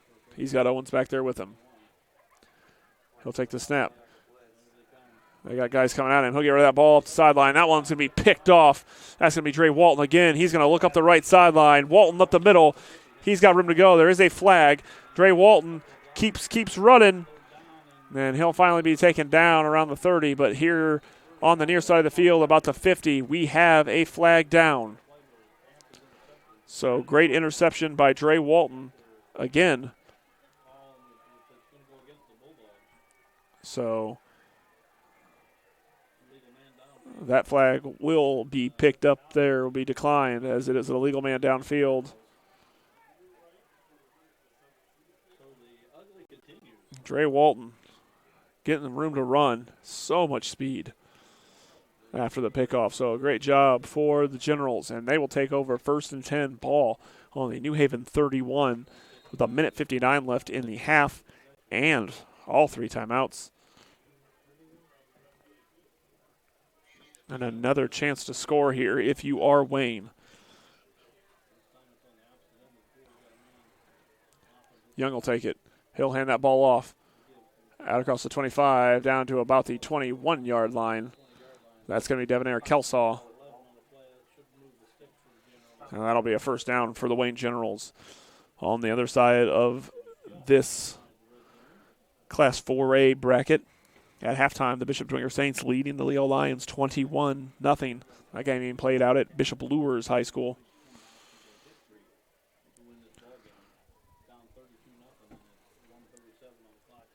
Here's Young under center. He'll take the snap. He'll hand that ball off to Devonair Kelsaw. He'll bounce around again, and he'll be stopped after a couple yards there. First hit there from DeAndre Wright, the sophomore linebacker for New Haven.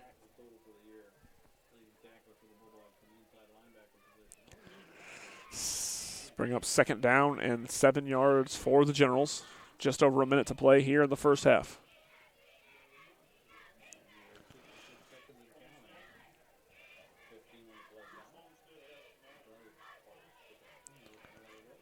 Young will stay under center. Take the ball, hand it off again. Kelsaw, he's got room up the right side, breaks the tackle up inside the 10, down to about the 11-yard line, rather, for Devonair Kelsaw. He'll be short of the first down. We'll bring up third and about 3 here, 38 seconds on the clock. And the Generals going to try to hurry up and put this ball likely in the end zone here. Still have all 3 timeouts if they want to try to get another score before the half. New Haven will get the ball to start the second half. Here's Brandon Young under center. He'll take the snap. He'll fake the handoff. He's going to look up to the left side. He's got Xavier Ellington up to the left side. In for the touchdown for the Wayne Generals. And Xavier Ellington, another one of those guys that does a lot of work on both sides of the ball. And Wayne, 38-0. Pounding it home tonight here in New Haven. Young rolls out, finds Ellington. Excellent job by the big man to rumble in for the score. Ellen out here playing tight end, plays defensive end, does a little bit of everything. One of the best defensive players on this team, but obviously, as we've seen, an offensive weapon as well. With 15.9 seconds left in the half, Wayne will go for 2 and attempt to push this thing to 40-0 before the half. There's the handoff to Kelsaw, looking for room to run. He's got it, and he is in. Devonair Kelsaw pushes this lead to 40-0 in favor of the Wayne Generals with 15 seconds left in the opening half of play.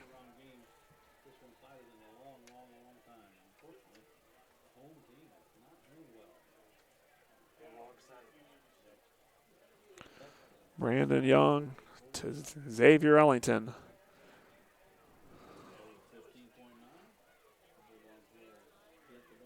Just 15 seconds here in the first half.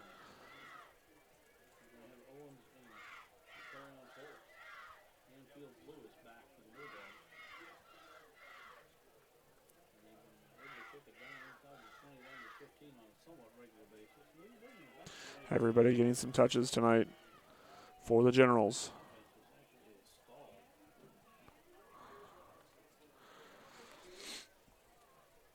So Stera will be in to kick this ball off.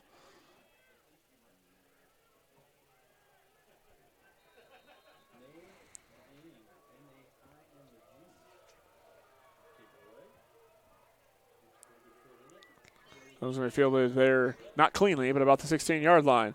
Looking for room to run, and he's got nowhere to go. There's Generals everywhere. Works up the left sideline for a little bit, and there's a flag in, and we're going to call that a late hit against the Generals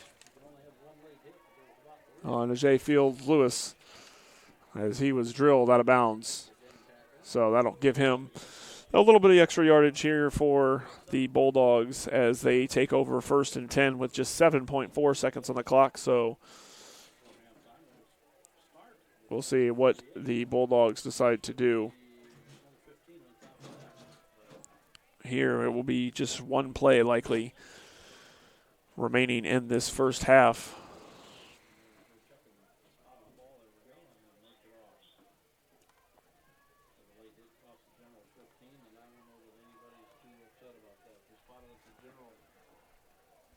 So they will move that ball up. It'll be about the 47-yard line. So quarterback Tim Jordan is going to have about one shot at the end zone, but he is under center, so I wonder if he'll even take it. And he will not. He will take a knee. And at halftime, the Wayne Generals leading the New Haven Bulldogs 40-0. We will take a break, and we'll be back in a few minutes with some first half analysis, and we'll get you into the second half here. Class 4A sectional action This is Indiana High School football on SummitCitySports.com. When you experience a sports injury, muscle, or joint pain, you want treatment right away. Parkview Ortho Express provides same-day orthopedic and sports injury care without referral or appointment, offering diagnostics, x-rays, the region's only body composition DEXA scan right inside of the Sport One Parkview Fieldhouse. Walk in Monday through Thursday, 7 to 7, Friday, 7 to 5, and Saturday, 8 to noon. For more information, go to parkviewsportsmedicine.com/orthoexpress. It's the comets. Comets falling from the sky. Comets falling from the sky. Comets falling from the sky. Comets falling from the sky. Comets falling from the sky. Comets falling from the sky. Comets falling from the sky. Comets falling from the sky. This is the first time I've been able to do this kind of more complete understanding or view of your body. One of the things that's really important about this is that it's kind of legitimizing us as athletes. Parkview Sports Medicine. Game on.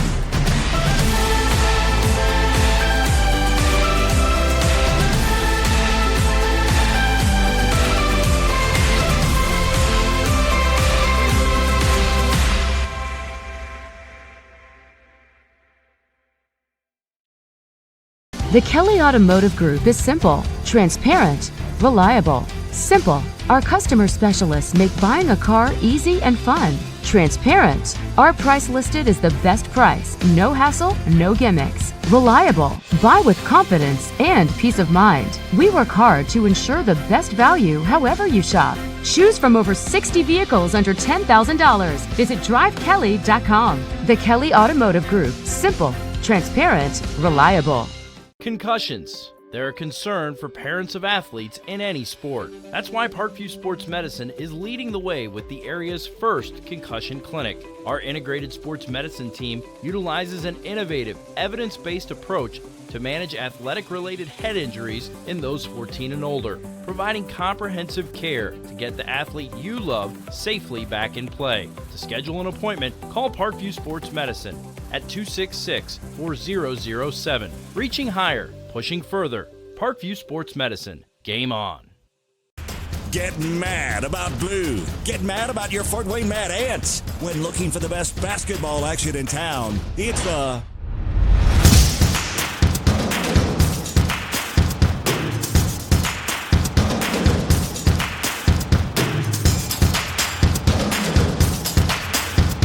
Go to FortWayneMadAnts.com for the complete game schedule. See your Fort Wayne Mad Ants in action.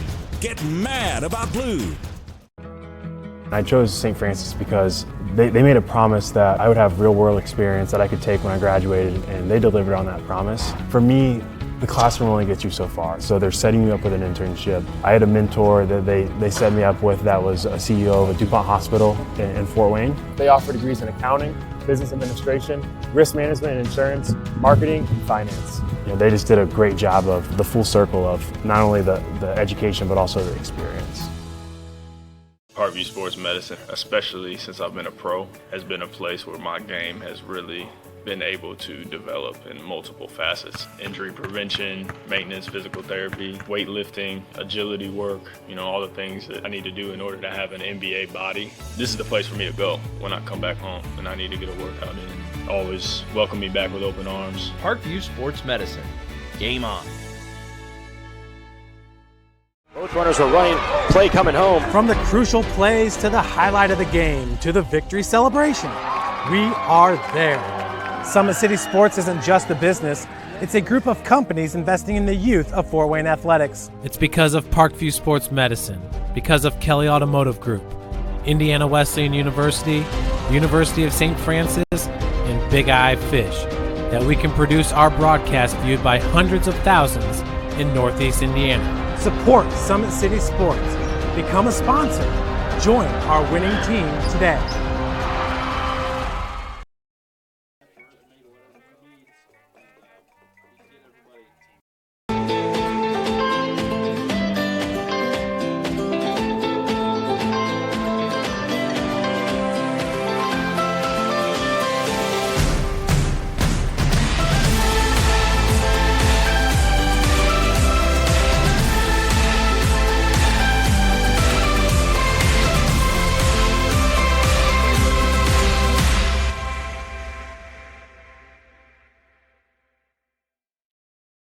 Both runners are running. Play coming home. From the crucial plays to the highlight of the game to the victory celebration, we are there. Summit City Sports isn't just a business, it's a group of companies investing in the youth of Fort Wayne athletics. It's because of Parkview Sports Medicine, because of Kelly Automotive Group, Indiana Wesleyan University, University of St. Francis, and Big Eye Fish, that we can produce our broadcast viewed by hundreds of thousands in Northeast Indiana. Support Summit City Sports. Become a sponsor. Join our winning team today.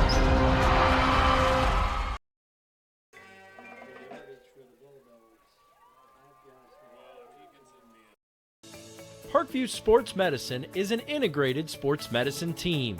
We're treating injuries when and where they happen and working to prevent them before they do. We believe the best care is coordinated care, helping ensure you get the individualized services you need every step of the way, offering innovative treatment techniques to get you or the athlete you love back in play. Reaching higher, pushing further. Parkview Sports Medicine. Game on. I chose St. Francis because they made a promise that I would have real-world experience that I could take when I graduated, and they delivered on that promise. For me, the classroom only gets you so far, so they're setting you up with an internship. I had a mentor that they set me up with that was a CEO of a DuPont hospital in Fort Wayne. They offer degrees in accounting, business administration, risk management and insurance, marketing, and finance. You know, they just did a great job of the full circle of not only the education but also the experience.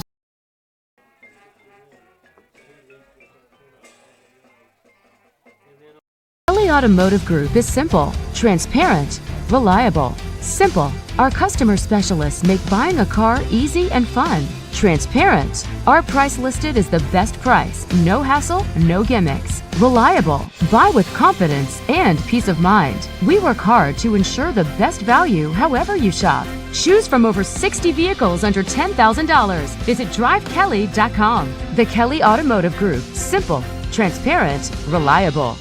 Both runners are running. Play coming home. From the crucial plays to the highlight of the game to the victory celebration, we are there. Summit City Sports isn't just a business, it's a group of companies investing in the youth of Fort Wayne athletics. It's because of Parkview Sports Medicine, because of Kelly Automotive Group, Indiana Wesleyan University, University of St. Francis, and Big Eye Fish, that we can produce our broadcast viewed by hundreds of thousands in Northeast Indiana. Support Summit City Sports. Become a sponsor. Join our winning team today.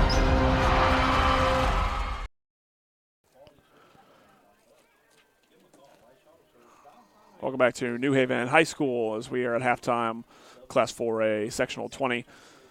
The hosts, the New Haven Bulldogs, trailing the Wayne Generals 40-0. Wayne having a lot of success pretty much any way they want it right now. Even had a couple touchdowns pulled back here in the first half of play and having their way with New Haven. The Bulldogs will get the ball to start the second half, but have not been able to move the ball very much. A couple of decent runs from Stephen Owens. One successful pass, but just really nowhere to go if you are this New Haven offense. Meanwhile, Wayne spread the ball out, doing a great job, getting a lot of people involved. Keyshawn Fields, Devonair Kelsaw both finding success on the ground. And then, of course, in the air, Cameron Chambers scoring a couple of touchdowns. Xavier Ellington scored the last touchdown for Wayne just before the half to put them up 40-0.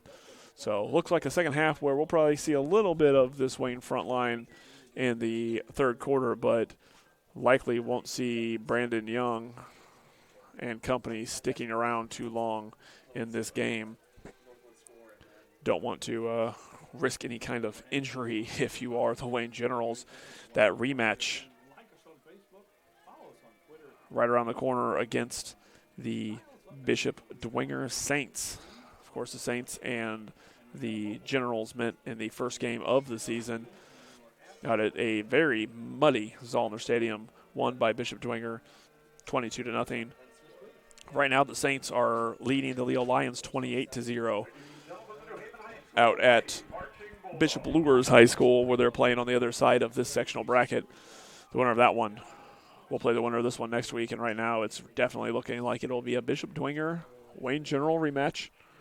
and an interesting game that will be a second time around, because this Wayne team has definitely found a lot more poise and a lot more confidence in the later part of this season.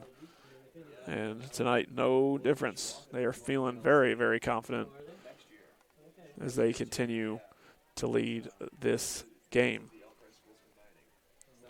Parkview Sports Medicine continues to lead the way in Northeast Indiana. Our specialized sports medicine team offers direct access to physical therapy and sports physicians and our new Parkview Ortho Express Clinic located at the Sport One Parkview Fieldhouse. No referral needed, saving you time and money. Visit parkviewsportsmedicine.com to learn more.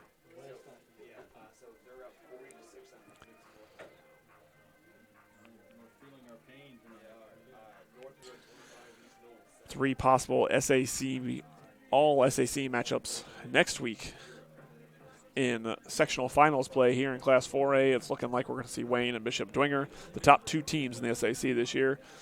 Out in 3A, a chance that we might see Concordia and Belmont, or Concordia and Bishop Luers, rather, in a final. But the Cadets leading the Belmont Braves by just 7 at halftime of their affair out at Zollner Stadium. That field looks like an absolute mess.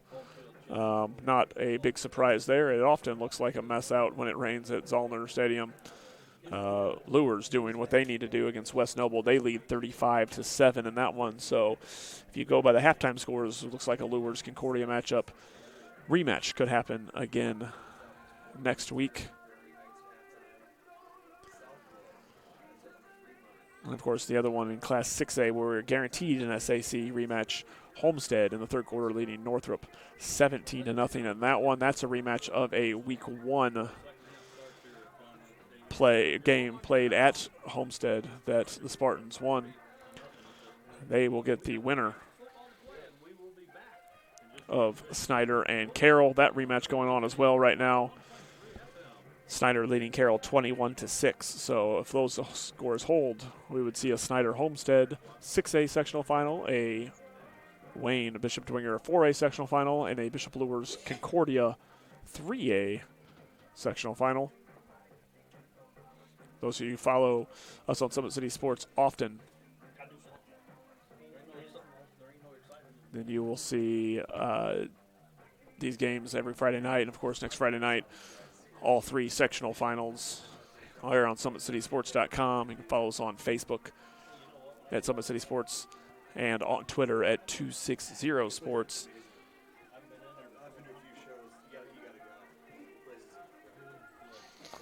Follow for all the games. If you are a follower of our coverage outside of high school football, you've seen some of the great high school soccer coverage at Summit City Sports and state championship again in Fort Wayne tonight, as Joel Groninger gets the game winner for Canterbury, and that comes in penalty kicks, and the Canterbury Cavaliers repeating as Class 1A state champions in boys soccer. Of course, the Homestead girls soccer team will compete tomorrow for a state championship. So Canterbury winning its 7th state championship in boys soccer as Joel Groninger gets the game-winning penalty kick for him. A couple other scores outside of the SAC. Adams Central leading Cherubusco 28-10, that in the third quarter. And a score at halftime is Angola in Class 4A leading Northridge 21-0. That in the rivaling sectional. The winner of that sectional that Angola's in will face the winner of this sectional in a couple of weeks in regional action. Now, that interest there is the idea that we could get Angola, East Noble, NECC champions against Northeast 8 champions. But the East Noble Knights currently trailing Northwood 25-15 with 10 minutes left in the third.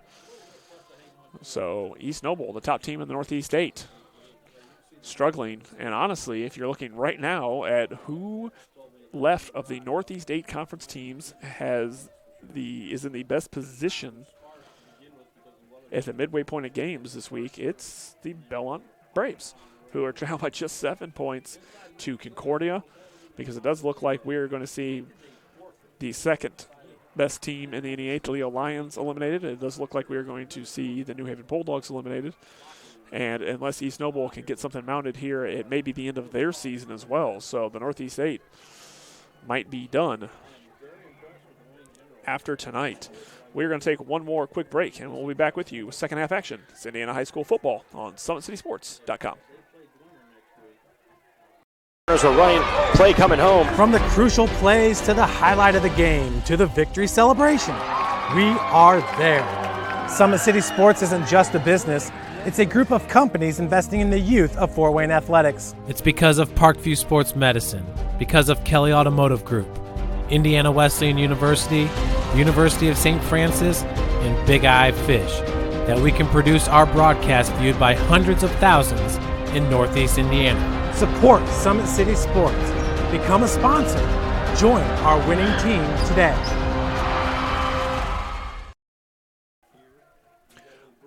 Welcome back to Indiana High School football at SummitCitySports.com. We're here from New Haven High School in New Haven, Indiana, as the Bulldogs hosting the Wayne Generals. And not a night going very far in New Haven's way. 40-0, the halftime score, as Wayne has just had their way. There's no other way to put it. The Wayne Generals have been able to do pretty much anything they want. Let's take a look. Replay. We'll go back to the last Wayne General touchdown of the first half. Brandon Young rolling out. Xavier Ellington, the big man, the tight end, rumbled in for the score. That put Wayne up 38-0 out of the 2-point conversion. And Wayne leading 40-0. Impressive first half for the Wayne Generals. Again, once you consider the fact that they had 2 touchdowns called back, it makes it even more impressive. So Wayne just clicking on all cylinders on offense at the perfect time. If you have to pick a time that you want to click on all cylinders, it certainly is in sectional action. A rematch against the Bishop Dwenger Saints looming. Saints with a quality halftime lead, or late second halftime lead. Or sorry, late third quarter lead over the Leo Lions.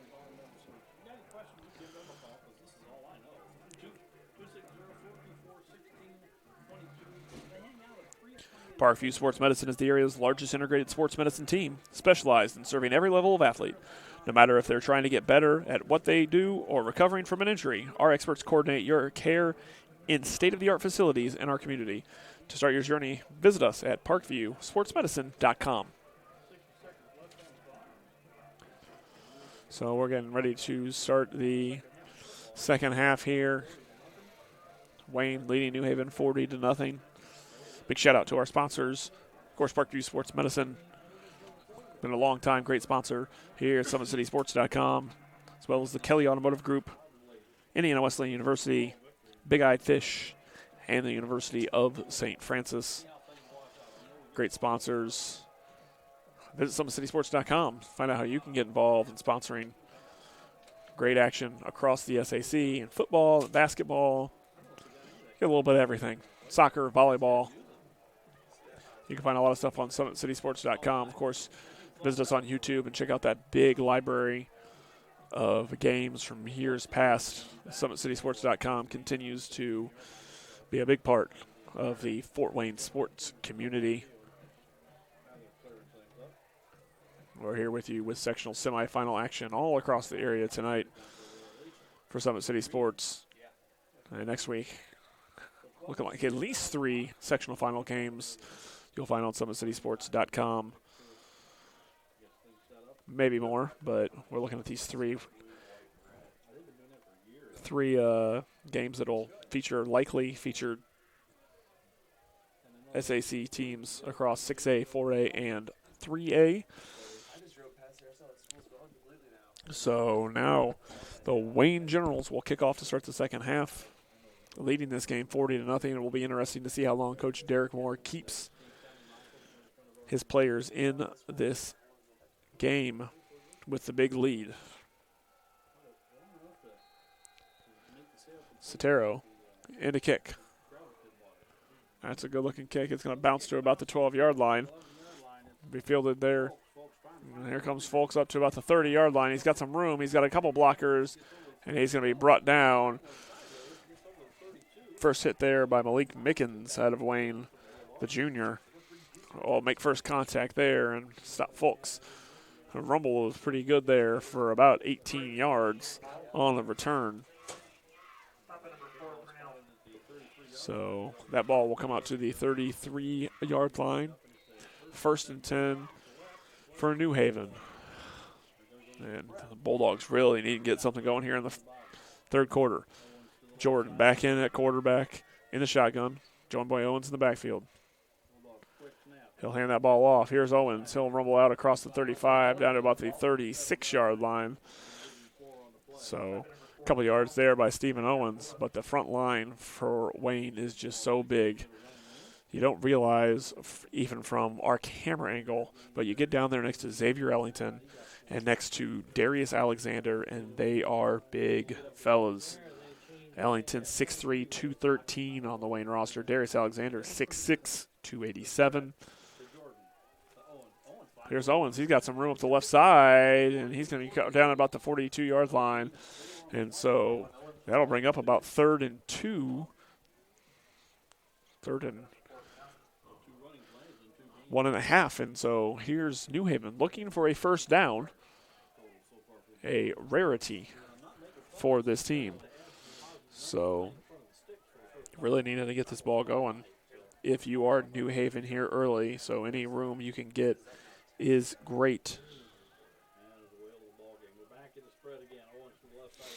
Here's Jordan. He'll hand that ball off to Owens, and he will get stopped and will be brought down at the line of scrimmage. So it's going to bring up 4th down, and he is not going to get that first down. It looks like they're actually going to move him back a yard, maybe. So that ball's going to be spotted at the 42-yard line. And so 4th and 1. 10 minutes to go, and New Haven's going to go for it because you cannot afford to punt this ball away anymore if you're New Haven. You got to get this first down. Jordan is going to check the sideline. Here on the near side of the screen, you got Sexton and Chandler. Owens in the backfield with Jordan. There's a snap. Jordan takes it. He'll hand that ball off to Stephen Owens, and he'll get the first down out to about the 44-yard line. So a little bit of sunlight for New Haven on a night where they haven't had much positive going on. So a first down for the Bulldogs. And so we'll see what the Bulldogs are going to do now. Got that first down out of the way. Getting over the hump. Here's Jordan in the shotgun. Lined up with Owens. 4 spread out. He's going to the air. He's looking for Sexton. He's going to make that catch out off the sideline, down across midfield. Looks like he'll get down to the 41-yard line. So to Nick Sexton, and we got back-to-back first down plays for the New Haven Bulldogs. So moving the ball for New Haven here to start the second half of play. As Jordan, his most successful passing play of this game to Nick Sexton there. And it's 1st and 10, ball on the Wayne, 41-yard line.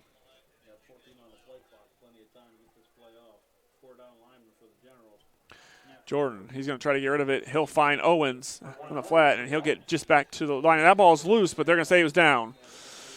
So Owens is going to get about a yard gain on that play. Ball squirts out, recovered by Xavier Ellington, but they are going to rule Stephen Owens down at the 40-yard line, and it's a gain of 1 on the pass from Tim Jordan to running back Stephen Owens.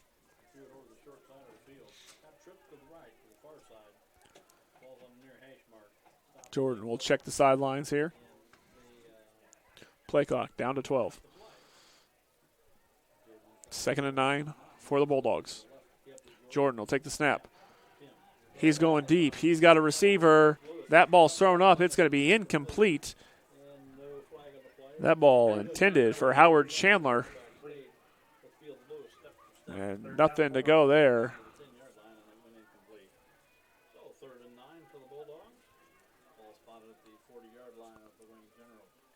So Wayne secondary stepping up big here were they into? That's Ronald Elliott that was there on the breakup for the Wayne Generals. Jordan, 3rd and 9, ball spotted on the Wayne General 40-yard line. Jordan's going to go across the middle again. He's got a man in the end zone, towards the end zone, and he's going to find his way all the way down and in for a touchdown to Howard Chandler.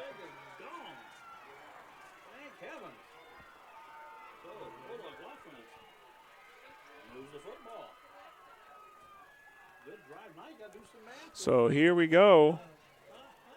If you're New Haven, we've seen some light on this play. Maybe they can get it down there to Howard Chandler for the score. And a really positive drive there for New Haven to start the second half.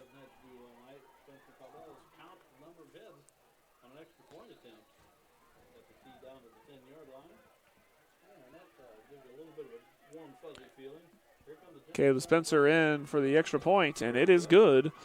And New Haven finds himself a little bit of daylight here. Tim Jordan to Chandler. Airing it out, finds him across the middle there. He's not going to outrun anybody. Craig Young gets to him, but just too little too late. And Howard Chandler in for the touchdown for the Bulldogs. So after a rough first half for this New Haven offense, this first drive of the second half, very successful. Now they're going to have to play some really strong defense, keep this Wayne General team off the scoreboard. Let's keep in mind they have 3 takeaways tonight, 2 interceptions, and a fumble recovery.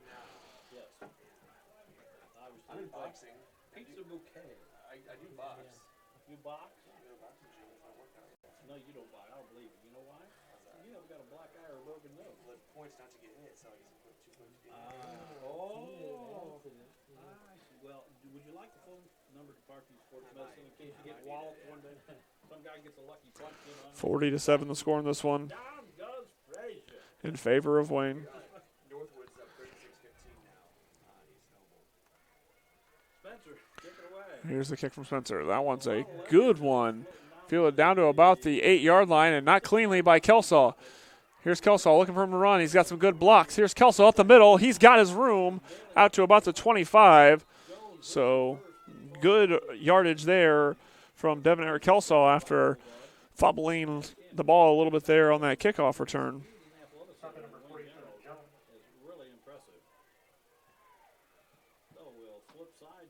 So Wayne will take over for their first possession of the second half, but New Haven putting some points on the scoreboard there. A well-thrown ball from Tim Jordan.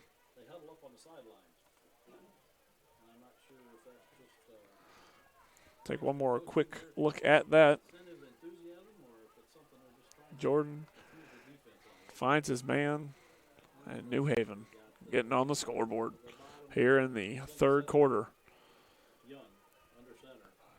Wayne taking over 1st and 10. Here's Brandon Young. He'll hand that ball off. And a couple-yard gain there for Keyshawn Fields. He'll get about 2 yards on the play. And he'll be taken down by Javante Jones, a junior. So they'll say about a 1-yard gain there for Keyshawn Fields. We have 2nd and 9, ball on the 28-yard line.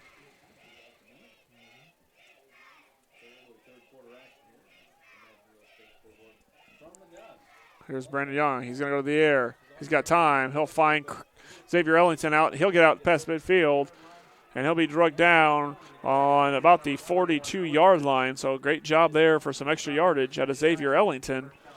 The Wayne tight end scored just before the end of the first half, and good yardage here. It gets Wayne past midfield. And very quickly, the Wayne Generals moving this ball up the field.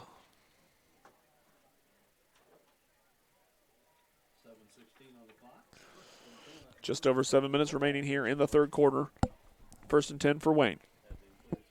Looking to get those 7 points back in a hurry. There's Brandon Young in the shotgun. He's got a receiver in motion. He'll hand that ball off to Keyshawn Fields up the left side looking for a hole. He's got a little bit of room to run out past the 30, down to about the 29-yard line. Keyshawn Fields on the run for the Wayne Generals. And he will be shy. So there will be a flag on the play.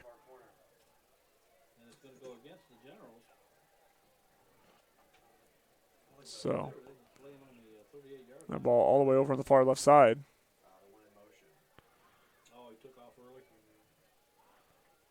So procedure penalty against the Generals.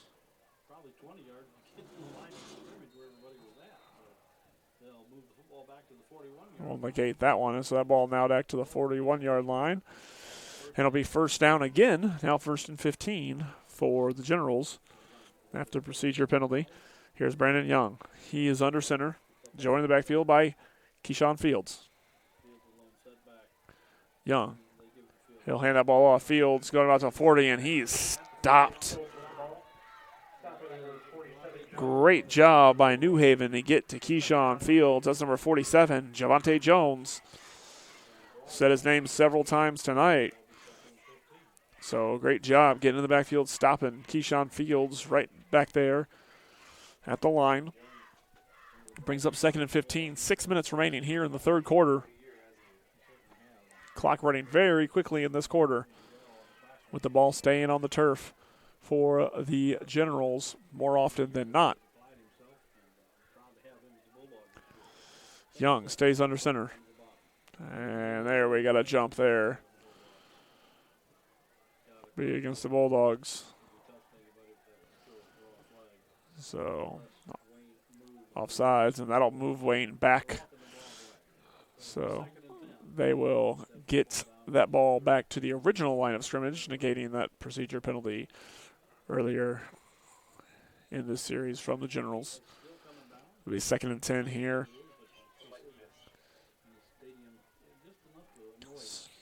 Here's Young. He'll take the snap. He'll hand that ball off to Keyshawn Fields, looking for him to run. He's got a little bit of room out past the 30, and in the open field, there's Keyshawn Fields, and no one's going to catch him. Sorry, Devonair Kelsaw for the touchdown.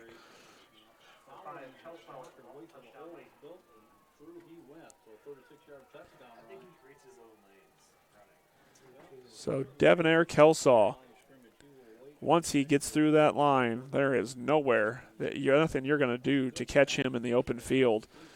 Kelsaw cutting up, finding those lanes. And try as you might, New Haven, you're not catching Devonair Kelsaw when he gets to the open field. You can say that for a ton of these Wayne Generals. They will come on to attempt the extra point here. Point after attempt is no good yet again. And so the Generals will maintain a 46-7 lead as the teams have traded touchdowns here in the first 10 minutes of the second half. But the Generals have been tough to stop in the open field, and we've seen that repeatedly here tonight.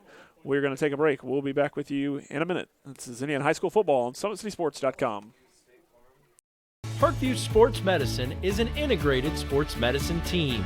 I mean, I always had my family behind me, I always had my team behind me, but to have staff that wanted the best for me and to get me feeling better the quickest was really reassuring. Parkview Sports Medicine. Game on. The Kelly Automotive Group is simple, transparent, reliable. Simple. Our customer specialists make buying a car easy and fun. Transparent. Our price listed is the best price. No hassle, no gimmicks. Reliable. Buy with confidence and peace of mind. We work hard to ensure the best value however you shop. Choose from over 60 vehicles under $10,000. Visit drivekelly.com. The Kelly Automotive Group. Simple, transparent. Back with you here at New Haven High School, and here's the return out across the 40 down to about the 45-yard line. So good field position now for New Haven on the return from Najee Fields-Lewis. And so here's New Haven looking to see if they can keep things rolling offensively after scoring on the opening drive of this half. You may not be able to see it on your screens very well, but the rain is actually coming down fairly steadily here at New Haven High School. on the turf. New turf here for all the East Allen County schools this year, which is certainly nice to play on a rainy night like this. Other fields around the area not so lucky. Zollner Stadium, Spuller Stadium around the SAC come to mind. Here's Jordan. He'll take the snap. He's got a target out to about the 50, and that will be Nijay Fields Lewis. And so he will gain about 7 yards on the play. So positive passing yardage from Tim Jordan.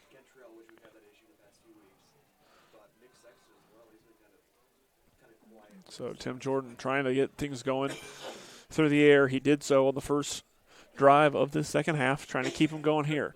What we have not seen here is you got 3 receivers lined up to the left side, and 2 of those receivers, the 2 leading receivers on this team, Nick Sexton, Kentrell Thomas, we have not seen get involved a lot.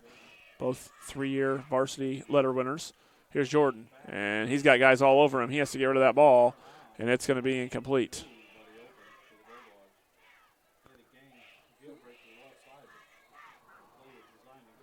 So he had to get rid of that ball quickly to Tim Jordan there as Xavier Ellington was all over him.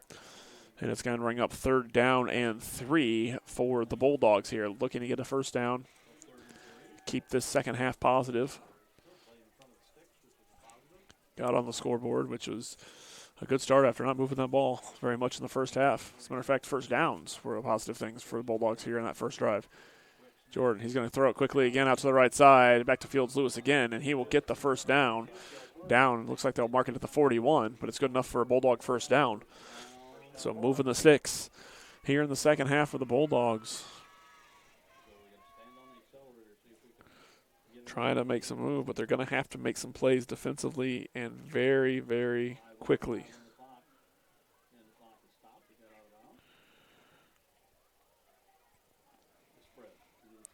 So here's New Haven. Looking for another quick strike. There's the handoff to Owens. He'll get out to about the 40-yard line, so it looks like he may have gained a yard on that play.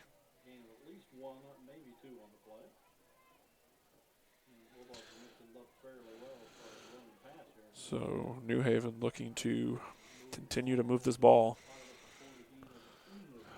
Make some waves and at least go out with some fight if they go out here tonight.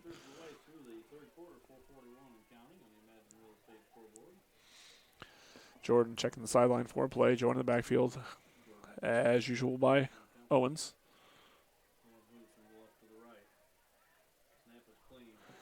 There's another handoff and still nowhere to go for Stephen Owens. It's that big, big line led by number 52, Darius Alexander. And there's nowhere to go against a guy who's 6'6", 287. And there's certainly nowhere to go when he is as quick as Darius Alexander is.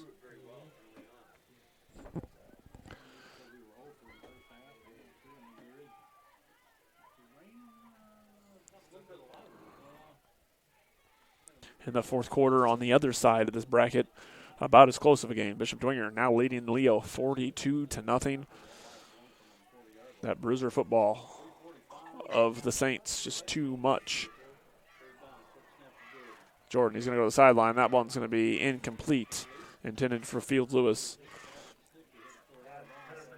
Yeah, it's going to bring up 4th down here on the 40-yard line for the Bulldogs. 4th and 9 will be the call.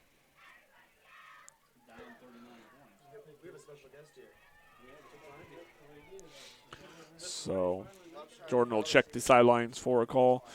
Class 3A score, Concordia still leading Belmont 21-14 in the third quarter, and what looks like a sloppy affair in Class 3A sectional football. Here's Jordan. He'll go to the air. That ball's high. That one's going to be broken up and incomplete. It was intended for Howard Chandler, broken up on the play by Ronald Elliott. And Wayne will take over on downs. 1st and 10 for the Generals.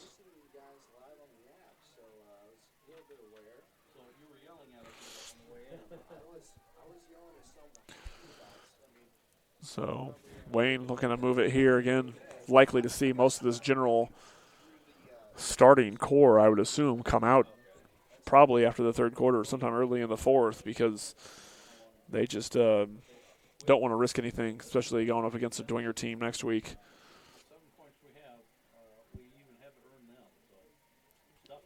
Out in Class 6A at Spooler Stadium, Homestead now leading Northrop 17-7. That's a Class 6A game. Run out to the side. Looks like Keyshawn Fields going to be brought down for about a loss, about a yard there on the play. Fields and Devin Kelsaw have found great success in that backfield. Elsewhere in the area, Adams Central has taken a 35-10 lead over Cherubusco. That one all but academic here in Class 1A. Adams Central looking to remain undefeated on the year. There's Brandon Young. He'll take the handoff. He'll hand it off again to Fields up the left side. He breaks down to about midfield. Another good pickup by Keyshawn Fields. Going to be close to the first down, but it looks like it'll be about a yard short or less.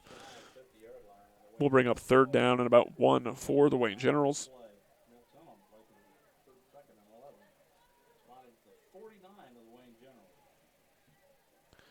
Carroll and Snyder. Snyder leading that game 35-9, looking like we're headed to a Snyder-Homestead Class 6A meeting next week. There's the handoff. Looking for somewhere to go. He'll get past midfield again. Out. Great yardage on the first down and then some from Devonair Kelsaw. And a flag comes out, and that's going to be unsportsmanlike. And great run by Devonair Kelsaw, and we're going to see who this is against. And it'll be a first down. And we'll get a all right, so that flag will come in, and we will have offsetting penalties. Or no, we'll not.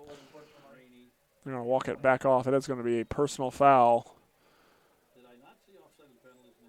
And that's going to be about 15 yards. And honestly, I think that penalty flag was thrown because Devonair Kelsaw stood up and signaled a first down. And that seems just a little ridiculous to me. Kid's a little happy, gets the first down, has had a great night tonight. So personal or unsportsmanlike conduct penalty going to be called there against Wayne. So they get the first down.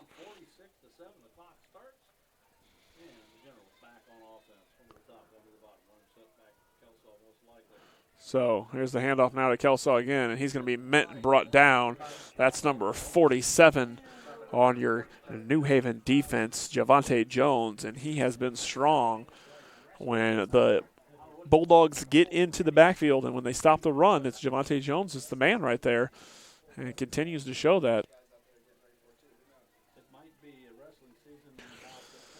So under 2 minutes to play now.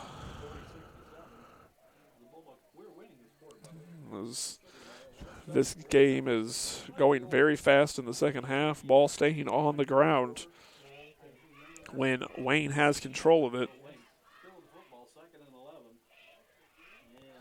And there's a run again, and this one's going to be up across midfield to Keyshawn Fields this time. And so Fields gets across there for a first down. And he'll have that ball at about the 46-yard line. So another first down for Wayne. They had the ball up there already. And then the personal foul, or sportsmanlike conduct against Wayne pushed them back. So now they're going to have to work again all the way up.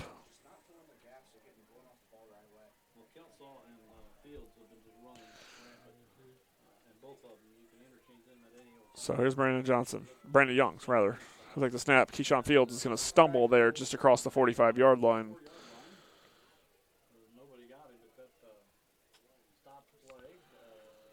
So Keyshawn Fields and Devonair Kelsaw have been coming in and out for each other all night. Both of them strong on the ground here in the rain. And big credit to this team. It'll be interesting to see those two getting at it next week against that vaunted Bishop Dwinger defense. They couldn't do anything week one. There was no Devonair Kelsaw in week one. Keyshawn Fields couldn't find much room to run in week one. Here's Brandon Young. He'll kick another handoff. And they're going to be stopped again. And there's Jones in. That ball's going to be about the 44-yard line. And we have another flag that comes in. So we'll see what this flag is. Came in late. Will likely be another unsportsmanlike conduct. So an unsportsmanlike conduct penalty here. And so that's going to give Wayne a first down. So some chippy play here, or at least some chippy conversation in the third quarter between both teams. The clock's going to run, and that's going to bring us to the end of the third quarter. This is Indiana High School football on SummitCitySports.com. We'll be back with you in just a minute for the start of the fourth quarter here from New Haven High School. The Wayne Generals leading New Haven Bulldogs 46-7. Kelly Automotive Group is simple, transparent, reliable. Simple. Our customer specialists make buying a car easy and fun. Transparent. Our price listed is the best price. No hassle, no gimmicks. Reliable. Buy with confidence and peace of mind. We work hard to ensure the best value however you shop. Choose from over 60 vehicles under $10,000. Visit drivekelly.com. The Kelly Automotive Group. Simple, transparent, reliable. Both runners are running. Play coming home. From the crucial plays to the highlight of the game to the victory celebration, we are there. Summit City Sports isn't just a business.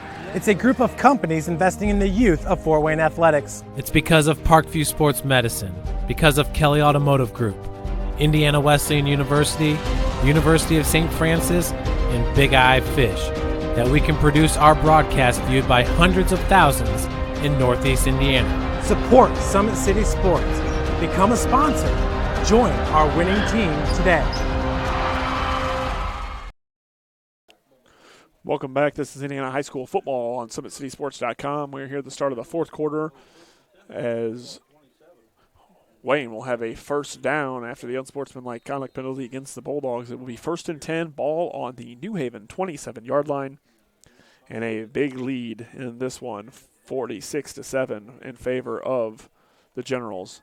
There's the handoff up the left side, bouncing around, and there's finally brought down at about the 15-yard line. And that was going to be number 83, Sean Collins. So that is, we're seeing now some Wayne backups coming in there, and 83 in on the run.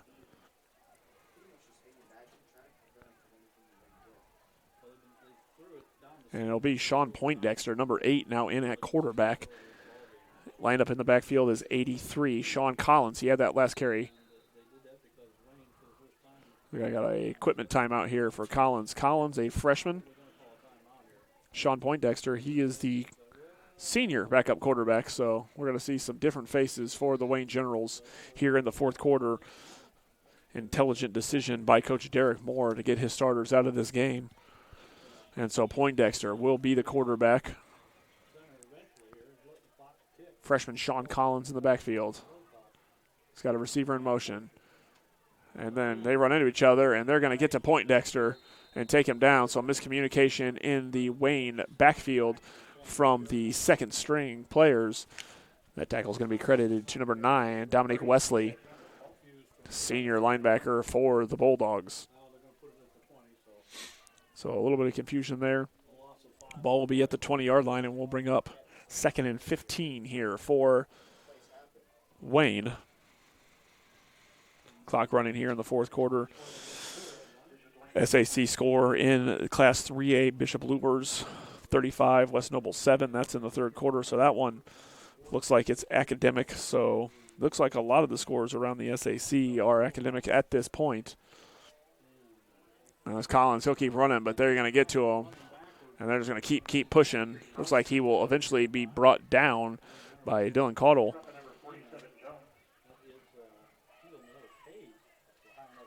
on the play. And number 47, Jonte Jones, also in on that tackle for New Haven. So the second string not moving that ball so well for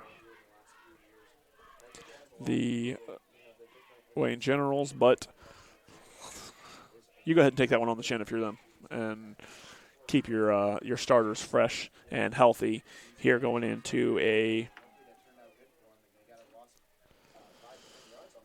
sectional final next week opposite the Bishop Dwenger Saints. It's 3rd and 23. We're going to have a timeout called for the Generals. So Coach Derek Moore going to have some conversation. The Leo Lions have put up some points, not much. They still trail now 42-3. So at least a little daylight for Leo trying to put some points up against Bishop Dwenger. My guess is in the fourth quarter there that Dwenger probably has their starters out as well, trying to get to next week's matchup. Fourth quarter, Concordia still leading Belmont 21-14. So no matter how that game ends up, you got to give credit to the fight of the Belmont Braves. 0-9 regular season, won last week, and even if they end up losing today, to take a talented team like Concordia to the fourth quarter and have it be a touchdown game is fantastic for the Braves. We'll keep you updated as best possible on that one. In Class 3A, winner likely to play Bishop Lubers next week in the Class 3A sectional final.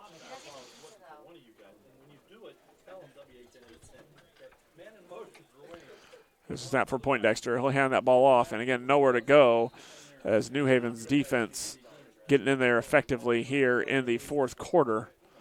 That's going to be number 9, Dominique Wesley, on the tackle. And so they face a long 4th and 24. So it looks like Wayne will likely go for it here on 4th and 24.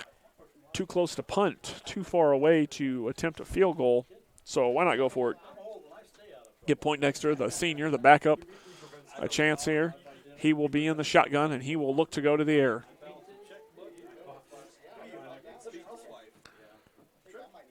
Poindexter, he'll take the snap.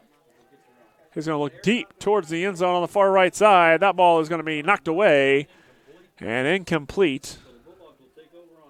So that ball knocked away by number 10, Chris Sheed. And so New Haven will take back over. And, hey, they're leading the second half 7-6 as they take back over, likely facing the Wayne Generals secondary defensive unit for the most part, though we do see some of the defensive backs that we're used to for Wayne coming in. So they're not going to be able to go to the air so easily. Eric Winborn in there.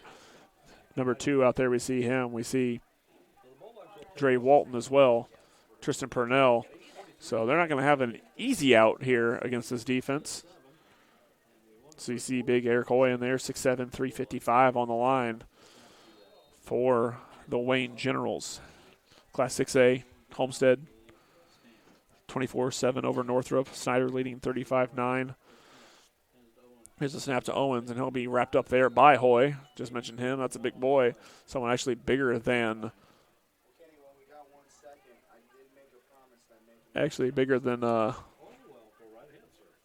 Darius Alexander. But the Wayne Generals defense standing strong here. We're down to about the 8-minute mark in the fourth quarter of this one. Tim Jordan, he'll take the snap. He'll hand that ball off to Owens. Break out over the 30 to about the 33-yard line, so about a 2-yard gain for Stephen Owens. And it'll bring up 3rd down and about 7. And we have an injury timeout for the New Haven Bulldogs. We're going to take that timeout with them. We'll be back with you. This is Indiana High School football on SummitCitySports.com. Parkview Sports Medicine is an integrated sports medicine team.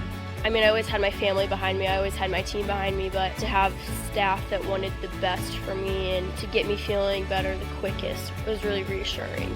Parkview Sports Medicine. Game on. The Kelly Automotive Group is simple, transparent, reliable. Simple. Our customer specialists make buying a car easy and fun. Transparent. Our price listed is the best price. No hassle, no gimmicks. Reliable. Buy with confidence and peace of mind. We work hard to ensure the best value however you shop. Choose from over 60 vehicles under $10,000. Visit drivekelly.com. The Kelly Automotive Group. Simple, transparent, reliable.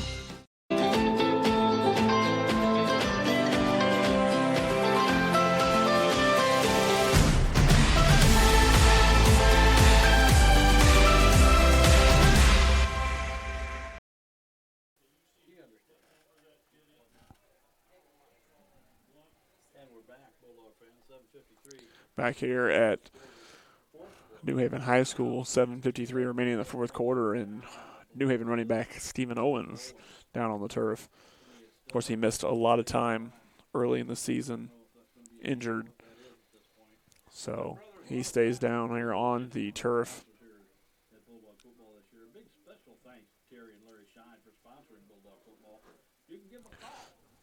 As we wait here, we are going to take another timeout as we see what happens here.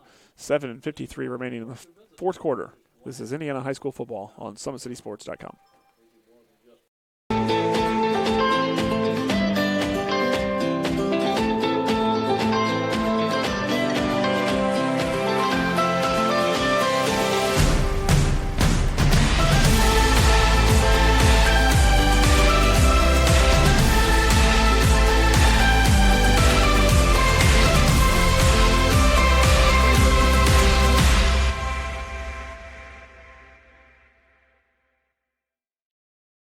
Both runners are running. Play coming home. From the crucial plays to the highlight of the game to the victory celebration, we are there. Summit City Sports isn't just a business. It's a group of companies investing in the youth of Fort Wayne athletics. It's because of Parkview Sports Medicine, because of Kelly Automotive Group, Indiana Wesleyan University, University of St. Francis, and Big Eye Fish, that we can produce our broadcast viewed by hundreds of thousands in Northeast Indiana. Support Summit City Sports. Become a sponsor. Join our winning team today.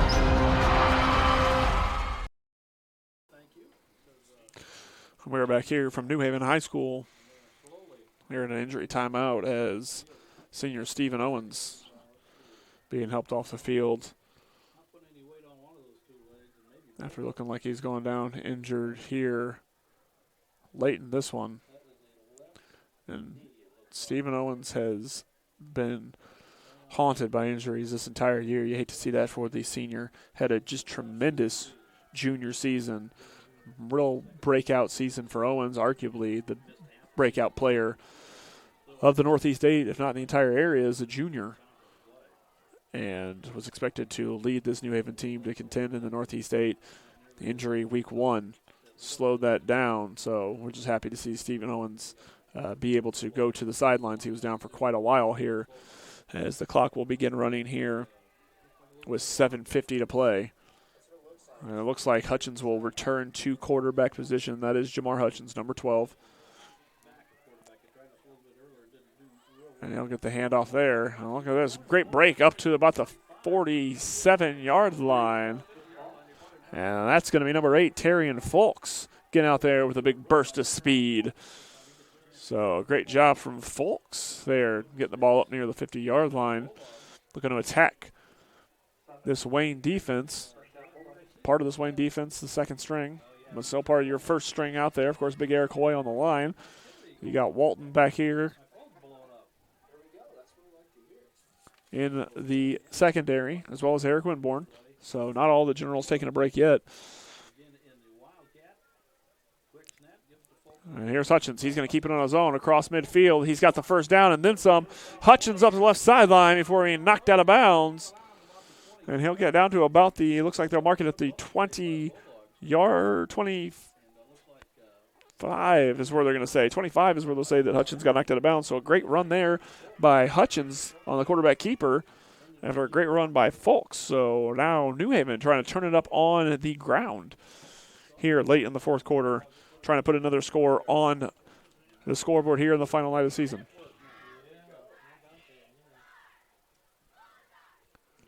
Here's Hutchins. He'll hand that ball off to Folks. Folks looking up the left side. He's got some room. He's got some blockers. Terrion Folks rallies down to about the 2-yard line. He spins. Touchdown for Folks.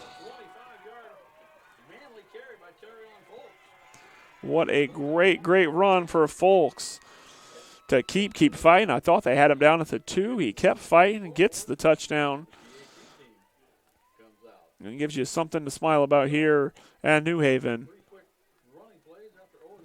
As Folks moving the ball well on the ground. And that is a big touchdown for Folks. Here's New Haven in for the extra point attempt.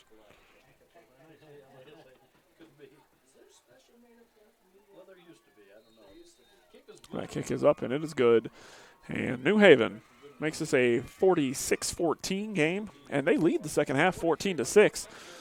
But that first half was just something else altogether. Let's take another look. Terrion Folks cutting, bobbing, and weaving through that general defense, keeps fighting, spins in for the score, and New Haven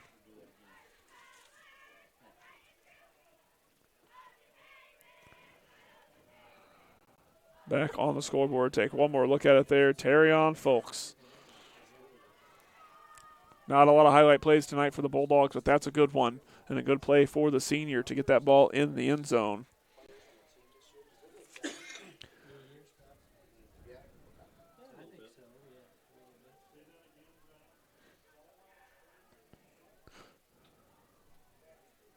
In the fourth quarter, Class 3A football, the Concordia Cadets lead the Belmont Braves 21-20. Belmont tied that, got within a score, but missed the extra point.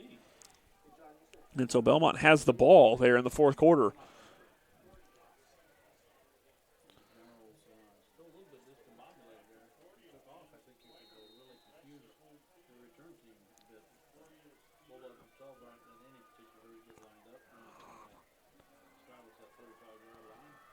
Here is the kick. A little bit of a squib. Here's Wayne. Got a couple blocks, but he'll be knocked down there about the 42-yard line. And so now Wayne will take over 1st and 10, 6:22 to go. Likely to keep this ball on the ground.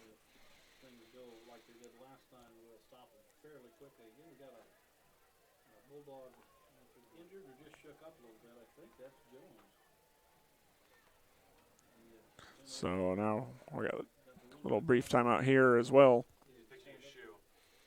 Looks like an equipment malfunction there for New Haven.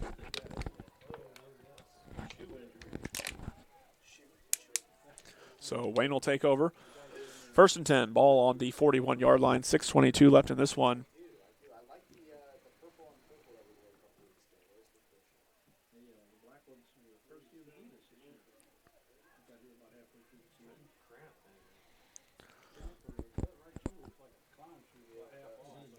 So a little bit of hesitation there as New Haven's Javante Jones comes off. I'm not sure if he was hurt or if that was a equipment malfunction. But anyway, here comes Wayne, 1st and 10.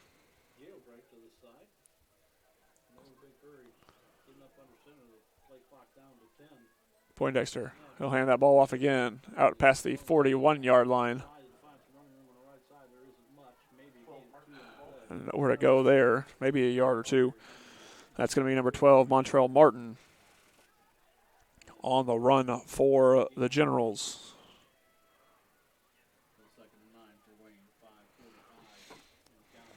For those of you who are interested in the SAC potential 3A sectional final, the Belmont Braves have taken a lead on the Concordia Cadets, 26-21.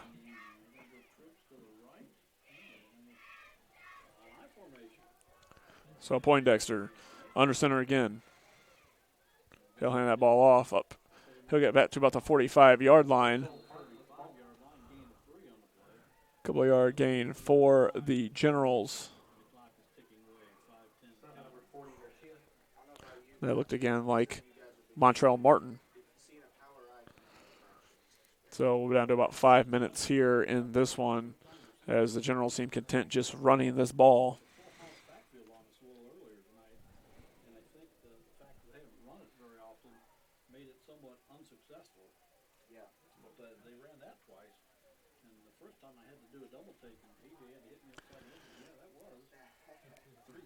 Here's Wayne again. About 4.5 minutes now. 3rd and 6. He'll hand it off again. Number 12, there's a first down. Great job. Montreal Martin on the carry, and that's a first down. And so Wayne definitely looks content to just run this ball and run it all the way to a meeting with the Bishop Dwenger Saints next week in the Class 4A sectional final.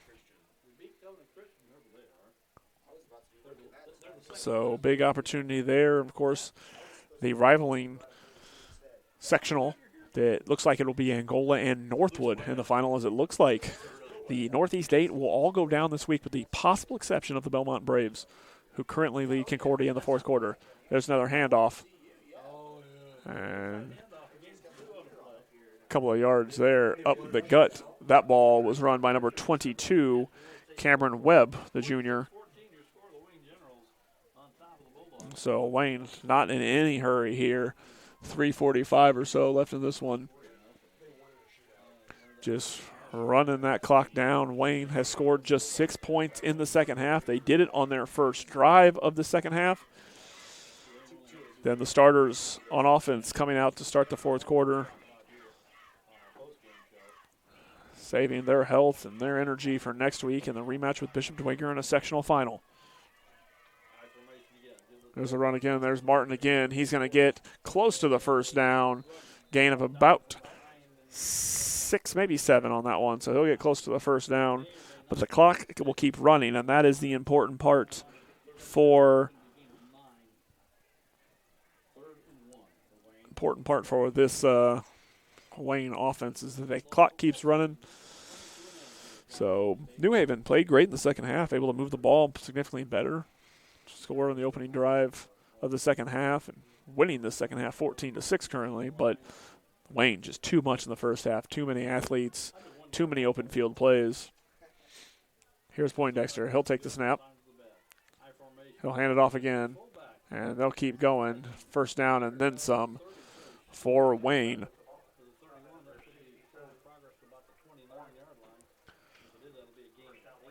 The Generals marching down the field here. Clock keeps ticking down now, just under 2.5 minutes. All academic here for the Generals. First down and 10, ball on the 28-yard line. They're going to run this clock down to close to 2 minutes here before they run this play.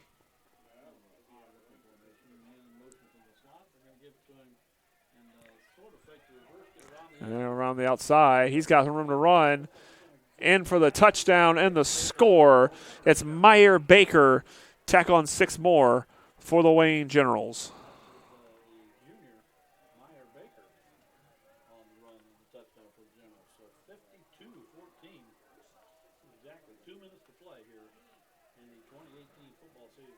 So it was all academic. It's less academic now. Meyer Baker, the junior, back up, running that ball in.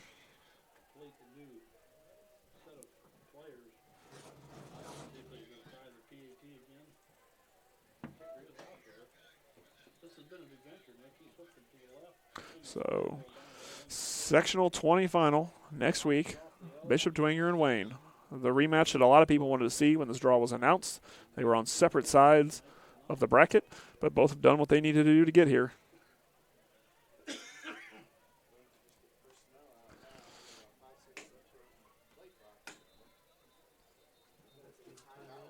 And so we're going to see a timeout here for Wayne as they want to get the extra point attempt off.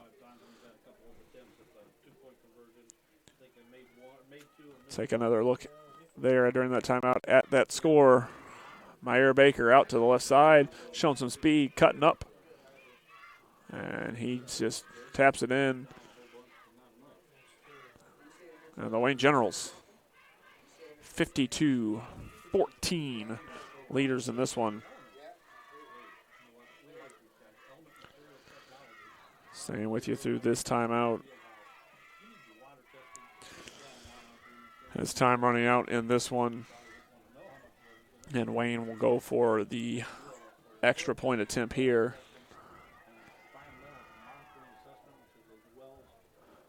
It'll be Sotero in to attempt the extra point. Has got heck of a leg. We've seen it there on kickoffs today and even throughout the season, but no successes on the extra points today. That one is up, and that one is good. So just as I say that, Sotero knocks one through, and the Wayne Generals now up 53-14, and we are exactly at the 2-minute mark.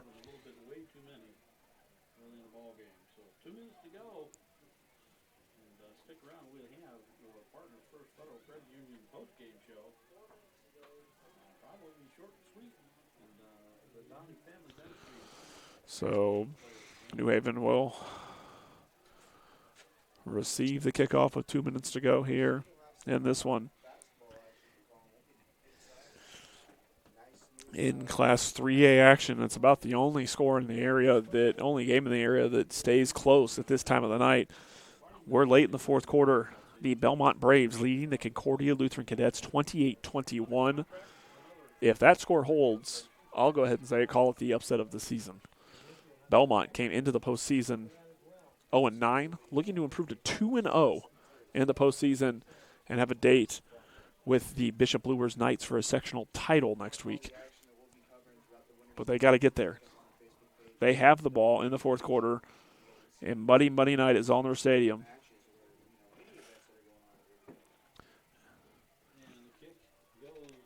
So that one's going to be fielded at about the 10-yard line. Up the right side, left side rather. And so good move there to spin around and gain some extra yardage there. That comes out of Josh Anderson, the sophomore, getting some playing time here in the closing minutes of the 2018 New Haven football season.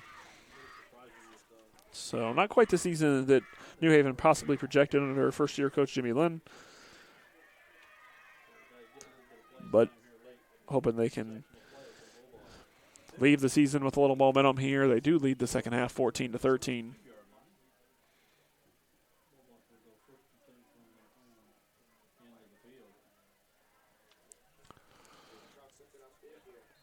So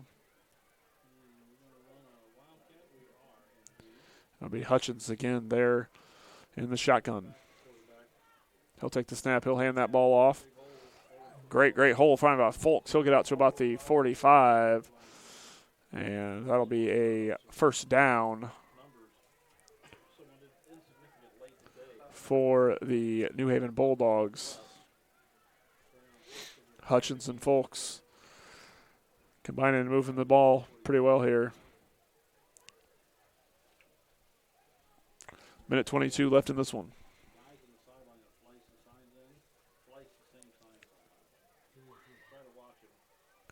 Here's Hutchins. He'll hand that ball off again. Back across the 50. He'll be brought down on the other side of midfield at about the 48-yard line.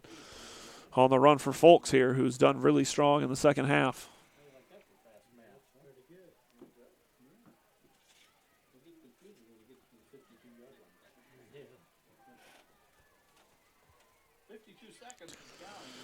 Clock ticking away. Final seconds of the season here for New Haven and Wayne. They'll get their rematch next week.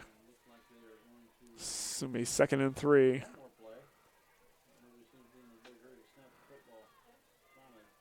For New Haven.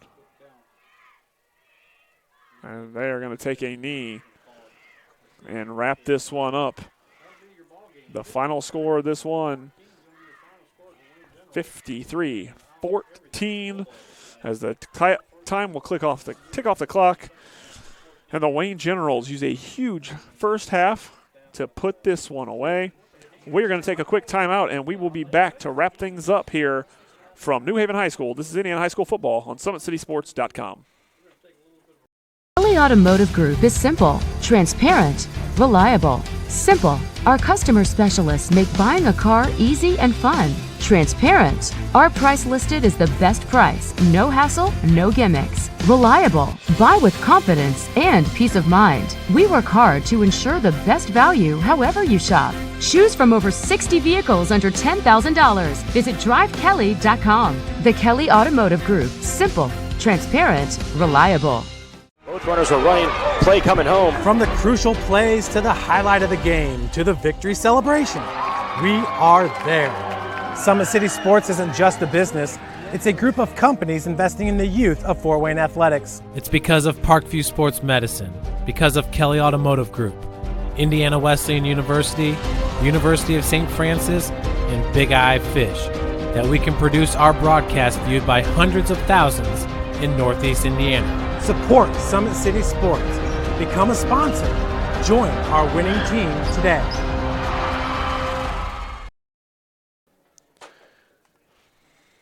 Back with you, Indiana High School football here on SummitCitySports.com. The final, the Wayne Generals 53, the New Haven Bulldogs 14. Today's broadcast has been brought to you by SummitCitySports.com. Follow us on Twitter at 260sports. Like our Facebook page, Summit City Sports, and be sure to subscribe to our YouTube channel. At Parkview Sports Medicine, it is game on. We are the region's largest integrated sports medicine team, providing athletes specialized services from improving their performance to recovering from injuries. To learn more, go to parkviewsportsmedicine.com. Kelly Automotive Group is Indiana's #1 automotive group with over 1,000 new vehicles and 500 pre-owned vehicles to choose from. Please visit drivekelly.com. Simple, transparent, reliable. The world is waiting for you to make a difference in a way that only you can. Discover your strengths at Indiana Wesleyan University's residential campus in Marion, Indiana. Visit indwes.edu. Big Eyed Fish has been around the Northeast Indiana area for generations. Like their Facebook pages for updated promotions. Enjoy the best fish in Fort Wayne in a family-friendly environment at Big Eyed Fish. The University of St. Francis offers 100% job employment in select programs and 100% pass rates on many licensure exams. With over 2,300 students, the main campus is located in the heart of Fort Wayne. Visit sf.edu. At Parkview Sports Medicine, it's game on. We serve every level of athlete with our integrated sports medicine team, including the region's only specialized athletic rehab facility. Learn more about our services by logging on to parkviewsportsmedicine.com. Final again here from New Haven High School. The Wayne Generals 53, New Haven 14. And the Wayne Generals will advance on to next week's sectional championship matchup opposite the Bishop Dwenger Saints. Bishop Dwenger won the first matchup of the two. That came back in week number 1, so they will meet again next week in week number 12 of the season. What has this team learned?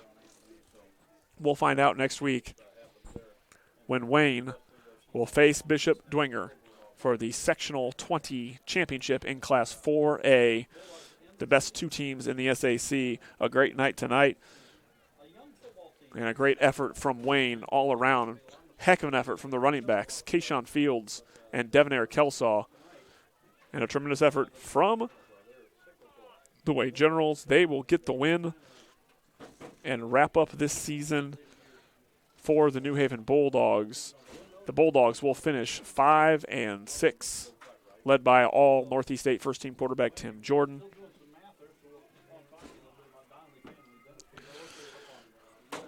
Again, your final here at New Haven. Wayne 53, New Haven 14. We thank you for joining us on SummitCitySports.com, and check us out next week for all your sectional final action. SummitCitySports.com. For Nick Cox on the camera, I'm Dan Vance. Thank you for joining us, and good night.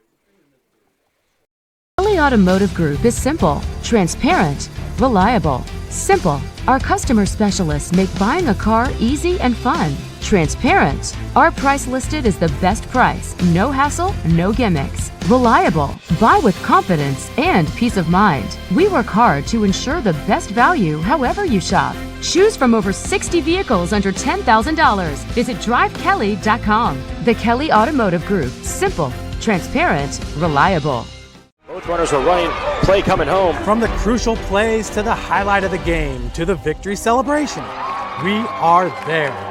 Summit City Sports isn't just a business, it's a group of companies investing in the youth of Fort Wayne athletics. It's because of Parkview Sports Medicine, because of Kelly Automotive Group, Indiana Wesleyan University, the University of St. Francis, and Big Eye Fish, that we can produce our broadcast viewed by hundreds of thousands in Northeast Indiana. Support Summit City Sports. Become a sponsor. Join our winning team today.